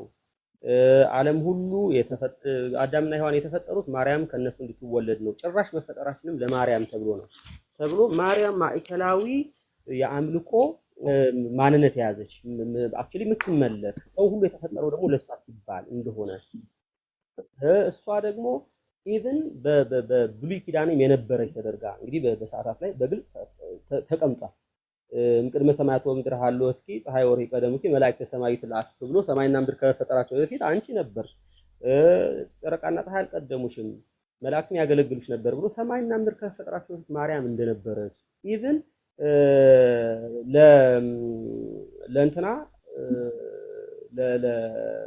ያዕቆብ በላባ ቤት የረዳችው ማርያም እንደሆነች ተደርጎ ያዕቆብ በነበረበት ጊዜ ማርያም እንደነበረች እንግዲህ በእርግጥ ያዕቆብ በነበረበት ጊዜ ማርያም ነበረች የሚለው አይደንቅም፣ ሰማይና ምድር ከፈጠራቸው ነበረች ስለሚል ማለት ነው። እንደዚህ አድርጎ ያልተጻፈን ነገር ለማስገባት ነው የምትጠቀሙበት እንጂ እውነት ለመናገር ብጽዕት ነች ብላችሁ ለማለት ብቻ አይደለም ብጽዕት የምትሉት ማለት ነው። ስለዚህ ማርያም ምስጋና ይገባታል ከመለኮት ጋር ተደርባ ስብሐት በሚለው ላይ ስብሐት ለአብ ስብሐት ለወልድ ስብሐት ለመንፈስ ቅዱስ ከተባለ በኋላ ስብሐት ለእግዝእትነ ማርያም ድንግል ወላዲተ አምላክ ተብሎ ስብሐት ለመስቀል ኢየሱስ ክርስቶስን ተብሎ ይቀጥላል። ከዛ ማርያም እንደዛ ብለ ተቀምጣለች። ከዛ ማርያምና መስቀል ማርያም ከእግዚአብሔር ጋር እኩል እንደሆነች ለሉም ክብረ ፈጣሪ ለሉ ክልቱ ፍጥረታት እስመ ታሪውን በክብረውን ብሎ ማርያምና መስቀልን ከፈጣሪ ጋር እኩል አድርጎ አስተካክሎ ስለሆኑ የፈጣሪን ክብር ይገባቸዋል ብላችሁ ለማለት እንዲመቻችሁ እችን ትጠቀሙባታላችሁ እንጂ እውነት ለመናገር ብጽዕት ናት ብላችሁ ለማለት አይደለም። ለኢየሱስ ያላችሁትን በሙሉ ለማርያም ብላችኋል። ለኢየሱስ ያላችሁትን በሙሉ ብቻ አይደለም ለኢየሱስ ያላላችሁትን ጭምር ለማርያም ብላችኋል፣ እውነት ለመናገር ማለት ነው። ስለዚህ በግልጽ ጉዳይ ማርያምን በዚህ ደረጃ ከፍ ለማድረግ በዚህ ደረጃ ከእግዚአብሔር ጋር እኩል ለማድረግ ለማስተካከል ታስቦ ነው እንጂ ይሄንን ቃል የምትጠቀሙት እውነት ያቺ ቃል ያለችውን ወንጌል ላይ ያለችውን ሉቃስ ላይ ያለችውን እሷን ይሄንን ነገር እንድትሉ ትፈቅድላችኋለች ወይ? እሷን አይደለም። ሲቀጥል ከፈጣሪ በላይ ናት፣ ከፍጡራን በላይ ከፈጣሪ በታች ናት ስላላችሁ ለስማችሁ ነው ከፈጣሪ በታች የምትሉት እንጂ ከፈጣሪ ጋር እኩል አሊያም አብልጣችሁ ነው የምትወዱትም የምታደርጉትም በእርግጠኝነት ማለት ነው። በጣም በሚገርም ሁኔታ ግን ምንድነው ልል የምፈልገው ሰዓት አልቋል። ሙሌት ኔክስት ማን ነው? ካዶሽ ነው ዲያቆን አዲስ ነው? ካዶሽ ነው። አልተነገርሽም። ቀጥልሽ ካዶሽ። ኦኬ እሺ። ያው እኔ መጀመሪያ ያው ብዙም ማውርቻለሁ። አሁን የምጨምረው ነገር ቢኖር ቅድምም እንዳልኩት ቅድም ማን ነው ቀጥተኛ አንድ ነገር ተሳስቷል። እኔ ለማለት የፈለኩት ስለ ቅዱሳን ምልጃ አይደለም ያልኩት። ስለሞቱት ቅዱሳን በተለይ በቤተክርስቲያን ታሪክ አይታወቅም። ጭራሹ ነው ዘግይቶ የመጣ ትውፊት ነው። በካቶሊክ በራሱ በቅርብ ጊዜ በ16ኛው ክፍለ ዘመን ነው እንደ ዶግማ የተወሰደው። ኦፍኮርስ ትውፊቱ አለ፣ ግን ያን ያክል ብዙ አባቶች ያን ያክል ኮንሰንሰስ ፓትሪን እንትን ያሉት የተቀበሉት ትምህርት አይደለም። ለዛ ነው እኛ ሪጀክት የምናደርገው። በተለይ በአንደኛው በሁለተኛው በሶስተኛው ክፍለ ዘመን ፋጋኖች ለሞቱት ጸሎት ስለሚያቀርቡ ከነሱ የተወሰደ ብለን ስለምናምን ነው። ደግሞ እኛ ሁላችንም እንደምናምነው መጽሐፍ ቅዱስ የበላይ ባለስልጣን ብለን ስለምናምን በመጽሐፍ ቅዱስም ደግሞ አናገኝም። በተለይ ለሞቱት በተደጋጋሚ የምናገሩ ምክንያት ስላለኝ ነው። ስለሞቱት በአጸደ ነፍስ ከኛ ጋር በአጸደ ስጋ ከኛ ጋር ስለሉት የሚደረግ ነገር በመጽሐፍ ቅዱስም አናገኝም። እንደገና ደግሞ በኦርቶዶክስም ያው ማርያም ቅድምም ሙለታ ብሎ እንዳለ ከፍጡራን በላይ ናት። እንደገና ደግሞ ከስላሴ ጋር ትክክል ናት ተብሎ በቃል በቃል የተጻፈ ሪትን የሆነ ዶክመንት አለ። ለዛ ነው እኛም የተቃወምንበት ዋነኛው ምክንያት እና ደግሞ ሐዋርያቶችም ለማርያም እዛኔ ከነ ማርያም ጋር ቅርብ ስለነበሩ እነሱ ራሱ ለየት ያለ ነገር ለእሷ መስጠት ይችሉ ነበረ፣ ግን አላደረጉም። እንዲሁም አልጻፉም። ጳውሎስ ራሱ በአንድ መልእክቱ ጽፎ ነበረ ከሴት የተወለደ እንዲሁም ስሟን ሜንሽን አላደረገም። ከሴት የተወለደ እሱ ብሎ ኢየሱስ ክርስቶስን ብቻ ስለ ኢየሱስ ክርስቶስ ብቻ ነው የተናገረው እንጂ ማንም በአንደኛው ክፍለ ዘመን ያን ያክል ትኩረት ያደረገ የለም። ትኩረት ያደረጉት ሁሉም በክርስቶስ ኢየሱስ ብቻ ነው። ምክንያቱም ወንጌላችን በአጠቃላይ የሚያተኩረው የሚጀምረውም ከክርስቶስ ስለሆነ ነው። ምክንያቱም የሰው ስጋ ለብሶ ወደዚህ ምድር የመጣበት ዋነኛው ምክንያት እኛን ከአብ ጋር ሊያስታርቀን እኛን ሊያጸድቀን ነው። ለዛ ይህን በቤተክርስቲያን ታሪክም የማይታወቀውን ትምህርት አንቀበልም። መጽሐፍ ቅዱሳዊም አይደለም፣ በጥንት ቤተክርስቲያን ታሪክም አይገኝም። ለዛ ነው የምንቃወመው። መዝሙርም ምስጋናም ኢየሱስ ክርስቶስም ሴጣን ሊፈትኖ ወደ ተራራ በወሰደ ጊዜ ምን ብሎ ነው ያለው? ሂድ ሴጣን ለእግዚአብሔር ለአምላክ ስገድ፣ እሱም ብቻን አምልክ ብሎ ያለው። ስለዚህ አምልኮ ስግደት ሁሉ የሚገባው ለኢየሱስ ክርስቶስ ብቻ ነው። መላእክቶችን በሰማይ ታርዳሃል ብሎ የሚዘምሩት ለኢየሱስ ክርስቶስ ብቻ ነው። ስለዚህ ስግደት አምልኮ የሚገባው ኢየሱስ ክርስቶስ ብቻ ነው። ከሱ ውጭ የሚደረግ የትኛውም አምልኮ ስግደት፣ የትኛውም ነገር የጣዖት አምልኮ ነው፣ አንቀበልም። ክርስቶስ ብቻ ነው የሚመለከው እኛ ቤት። ዲያቆን አዲስ ሰጥቻለሁ።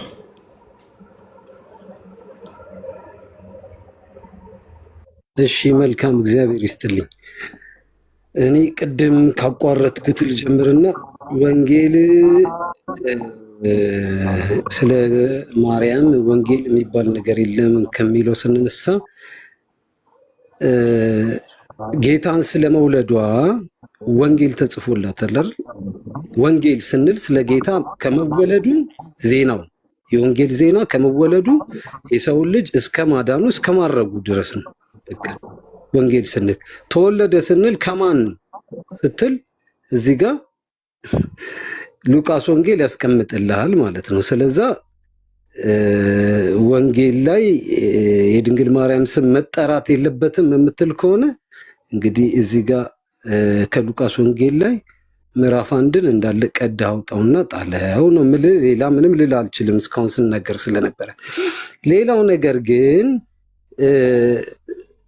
ድንግል ማርያምን ከፈጣሪ በላይ ታደርጓታላችሁ የሚለው ነገር ይሄ ትክክል የሆነ ነገር አይደለም። እውነት ከፈጣሪ በላይ አድርገናት ከሆነም ትክክል አይደለም፣ በፍጹም ትክክል አይደለም። ከፈጣሪም እኩል አድርገናት ከሆነ ያደረገ መጽሐፍ ካለ ትክክል አይደለም። ከፈጣሪ በላይም ያደረገ ካለ ትክክል አይደለም። አድርጎም የጻፈ ካለ ትክክል አይደለም። ሌላኛው ነገር ደግሞ ምንድነው እንግዲህ እዚህ ጋር አስተካክልና እንድታልፈ አዲስ አርገን ከሆነ ልክ አይደለም እያልክ ያለው እነማን ናችሁ እናንተ? አርገን ማለት ኦርቶዶክስ እንዴ ዲያቆን እያለ እኮ ገባኝ። አርገን ከሆነ ብለህ ለምን አልክኝ ነው? ቤተክርስቲያን እንደ ዲያቆን የቤተክርስቲያኗን አስተምህሮ እንግዲህ በደንብ ስለምታውቅ ከየት መጥቶ ነው አርገን ከሆነ የሚለው ቃል በራሱ ምንድን ነው ብዬ ነው። የቤተ ክርስቲያን ትምህርት አይልም። የሚሉ መጽሐፍት ካሉ ራሱ ከቤተ ክርስቲያን አይደሉም እያልኩኝ ነው እኮ። ታዲያ ካለ ብለህ ተጠራጥረሃልና ካሉ እንኳን ቅድም ሲናገር የነበራቸው ነገሮች ነበሩ። በማርያም ተገብረ ሰማይ ወምድር እያለ ነበረ። በማርያም አልተደረገም፣ ሰማይና ምድር አልተፈጠረም፣ በእግዚአብሔር ነው የተፈጠረው። ሙለታ ታዲያ እኮ የለም አርገን ከሆነ ታዲያ ምን አመጣው? አርገን ከሆነ አይደለም ተጽፎ እንደዚህ አይነት መጽሐፍ አግኝቶ ከሆነ ከኦርቶዶክስ ወገን አይደለም፣ ትክክል አይደለም ነው ሐሳቤ። ኦኬ እድሉን እሰጥሃለሁ እንደገና። ስለዚህ እዚሁ ላይ ሙለታ መልስለት እንዳታልፍ ቦታዋ ብላል። ያው እንግዲህ እኔ ይሄንን የቃል ምረት ላይ ንገኒ ላት ለምራይነት ማርያም ለዘገብረት አበይተ ብርሃናት ባህቲታ ታላላቅ ብርሃናት ብቻዋን ለፈጥ አይሰማም እኮ ሙሌ፣ አይሰማም ሙሌ፣ በጣም ርቀሃል። ኦኬ ቆይ አንዴ ብቻ ነው መስሎኝ ነበር። በነገራችን ላይ ድምጽ አይሰማም። አሁን ይሰማል? አሁን ይሰማል? እሺ አሁን ይሰማል።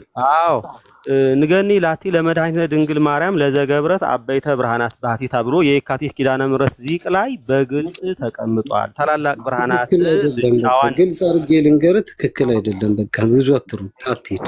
ቴንክ ዩ ዲያቆን። በቃ ይሄን እየተቃወምን ያለ ነው። ይሄንን ነው። ቀጥል አንተ። ቆይ ዲያቆን ብሎ ዝም ብሎ ስለተናገር አይደለም፣ ራሱ ተርጓሚ ያለው አበይተ ብርሃናት ተገብረ በማርያም ድንግል። እስቲ ብርሃናትን የፈጠረች ድንግል ማርያም አለች ብለን እናስተምራለን እንዴ? ቀጥተኛ አይደለም። ይግቡ ፈቅጃለሁ። ለእሳቸው ይግቡ በመሀል ማለት ነው። ይግቡ። ቆይ እሰጥሃለሁ ድጋሚ ሰዓት፣ ችግር የለውም። እሳቸው ይህን አንዴ ያጥሩልኝ።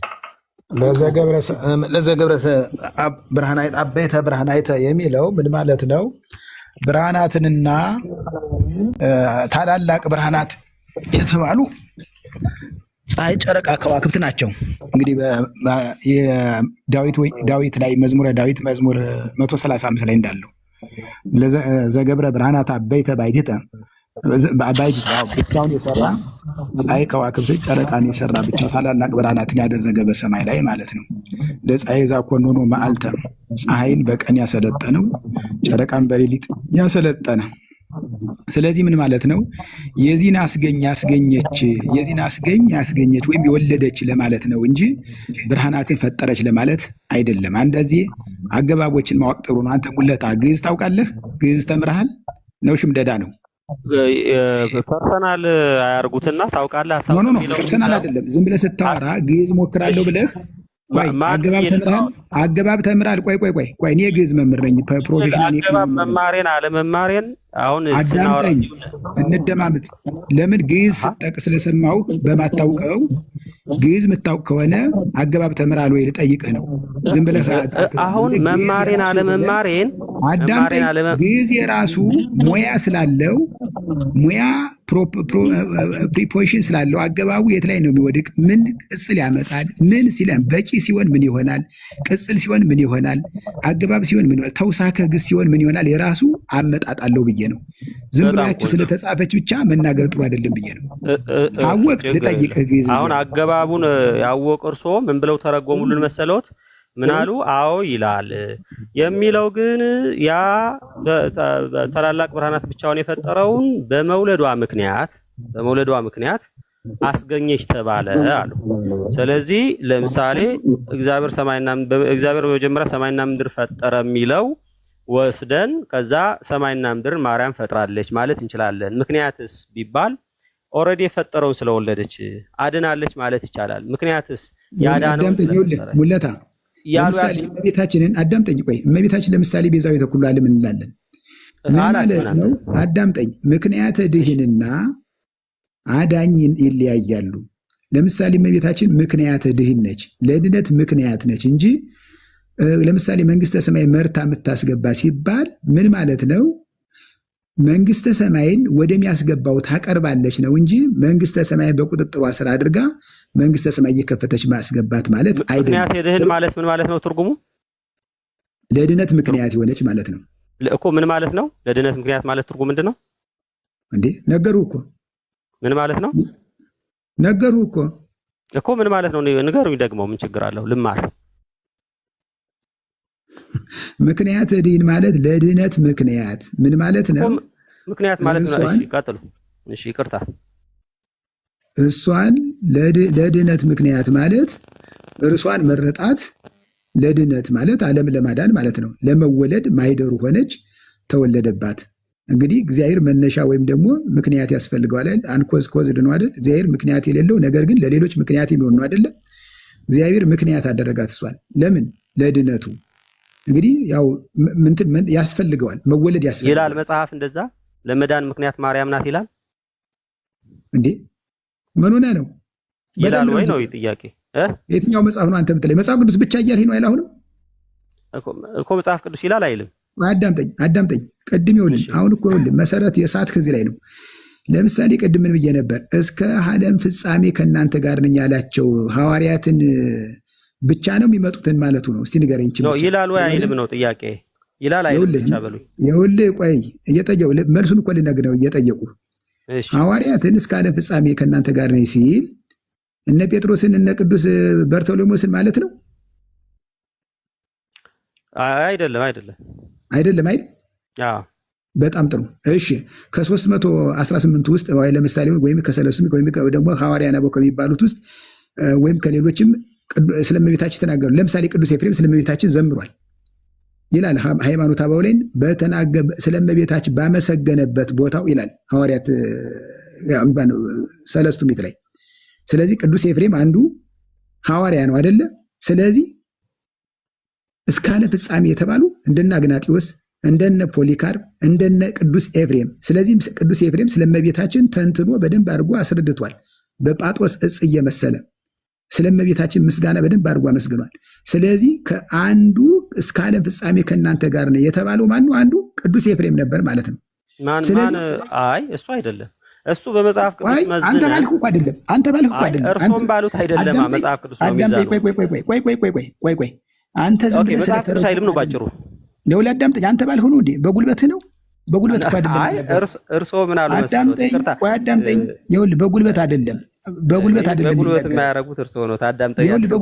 ዝም ብለህ ስለተመቸ ብቻ መናገር ሳይሆን አንደርስታንድ እያደረግን መናገር ያለብህ። አንደኛ እዚህ ግዕዝ የሚያውቅ የሌለ መስሎህ መሰል ማታውቀውን ግዕዝ ትናገራለህ። ማላውቀውን መሆኑን በምን አወቁ? ከምትተረጉመው ነዋ የተረዳሁ። እሺ ሙያ ልስጥህ ታውቃለህ? ቆይ ግዕዝ ሙያ ልስጥህ እዚህ ላይ ሰው አይደለም 475 ሰው አለ። ሙያ ልስጥህ ታውቃለህ? ግዕዝ ያልኩትን ይተርጉሙት እስኪ። የኔ ትርጉምና ያልኩት ትርጉም ይሳሳት እንደሆነ እኔ ግዕዝ ልጠይቅህ ታውቃለህ ወይ ነው የምልህ። አሁን ይኸውልዎት ይሄ ኢጓችን አይደለም ዝም ብሎ አይደለም። ይኸውልዎት አገባብ ማወቅ አለብህ። ይኸውልህ አገባብ ሳታውቅ አተርጉም። ለምን? አገባባት የራሳቸው ፐርፎርማንስ አላቸው፣ ቅርጽ አላቸው። አገባብ የሚያውቅ እርሱ አሁን አንደኛ እዚህ ላይ ግዕዝ ስተረጉም አንዳንድ መርጌቶች ነን ብለው ሲገባኒ ባለማስወራት እውነቱ እንዲደበቅ ማድረግ አንተን እኮ ማታስወራ። ለምን የፈለገ ስትናገር ስለሰማው። ለምሳሌ አንዳንድ ሰዎች መርጌታ ነን ብለው ስገባኒ ጽጌን ፈልጌው ነበር። ጽጌ ስጦታው አይቀርብም። ለምን? እነሱ የሚያጨረብሩ እንደዚህ ባለው ግዕዝ በማያውቀው የቤተክርስቲያን ብዙ ትምህርት ዲፕሊ ያለደውን ሰው ኧረ መርጌታ ወረቄሱ ተብሎ የመሳቢያ ዘዴ ካባውን ሳያወልቁ ሻሹን ሳያወልቁ የመሳቢያ ዘዴ እያደረጉት ነው ህዝቡን። ስለዚህ እስከ ዓለም ፍጻሜ ከእናንተ ጋር ነኝ ማለት በማን ነው? በኤፍሬም ላይ ነው፣ በቅዱስ ኤፍሬም፣ በፖሊካርብ ላይ ነው፣ በአግናጢዎስ ላይ ነው፣ በሌሎችም በአትናቴዎስ ላይ ነው፣ በቄርሎስ ላይ ነው፣ በዲዮስቆሮስ ላይ ነው። እስከ ዓለም ፍጻሜ ከእናንተ ጋር ነው የተባለ። ከዚያ ቀጥሎ እያሉ እስካሁን ድረስ ባሉት ቅዱሳን ላይ በእነ አባ ጊዮርጊስ ዘጋስጫ ላይ ነው እስካሁን ድረስ ከእናንተ ጋር ነው ማለት ይሄ ነው። ይግባህ መጀመሪያ። ከዚህ ወዲያ ሌላው ብርሃን ነው። ግድ የለም። እኔ ከአባ ጊዮርጊስ ዘጋስጫ ነው እግዚአብሔር የነበረው የሚለውን አላምንም። እርሱ ለእርሶ ይሁንልዎት። ላለማመን ይኸውልህ፣ ካላመን ይኸውልህ በሬውን ላም ብትለኝ አሁንም አላምንም ማለት። ስለዚህ ድንጋዩን እንጀራውን ድንጋይ ብትል ማን ይሰማል? ተው እንጂ። ስለዚህ ለዚህ ነው እኮ ይኸውልህ ሙለታ ልንገርና ይብቃ አይደለ እኔ ላውራ እንጂ ድል ሰጡኝ እንጂ ምንድነው ይኸውልህ የራሳቸው ይኸውልህ እያሉ እምቢ አሉኝ እኮ አንዴ እንዳውራ ፍቀዱልኝ እንጂ ይኸውልህ አንዴ ሐዋርያው ጳውሎስ ወደኛ ደቂቃ እንምጣ በቃ ቆይ ቆይ አንዴ ፕሊስ በጌታ ሐዋርያው ጳውሎስ እኛ ከሰበክንላችሁ ወንጌል ሙለታ አንዴ ቆይ መጀመሪያ ሙለታ ዲያቆን ቆይ እንጂ አሁን አይደል እንደመጣው ጠብቀው አንዴ አይታችን ነበርኩኝ ወንጌል የተለየውን ማንም ቢሰብ ሞልቷል ያ እሺ አንዴ እኛ ከሰበክንላችሁ ወንጌል የተለየውን ማንም ቢሰብክ የተረገመ ይሁን የሰማይ መልአክ እንኳን ቢሆን አለ እኛም ብንሆን ብሎ ራሱንም ቢሆን የተረገማል ስለዚህ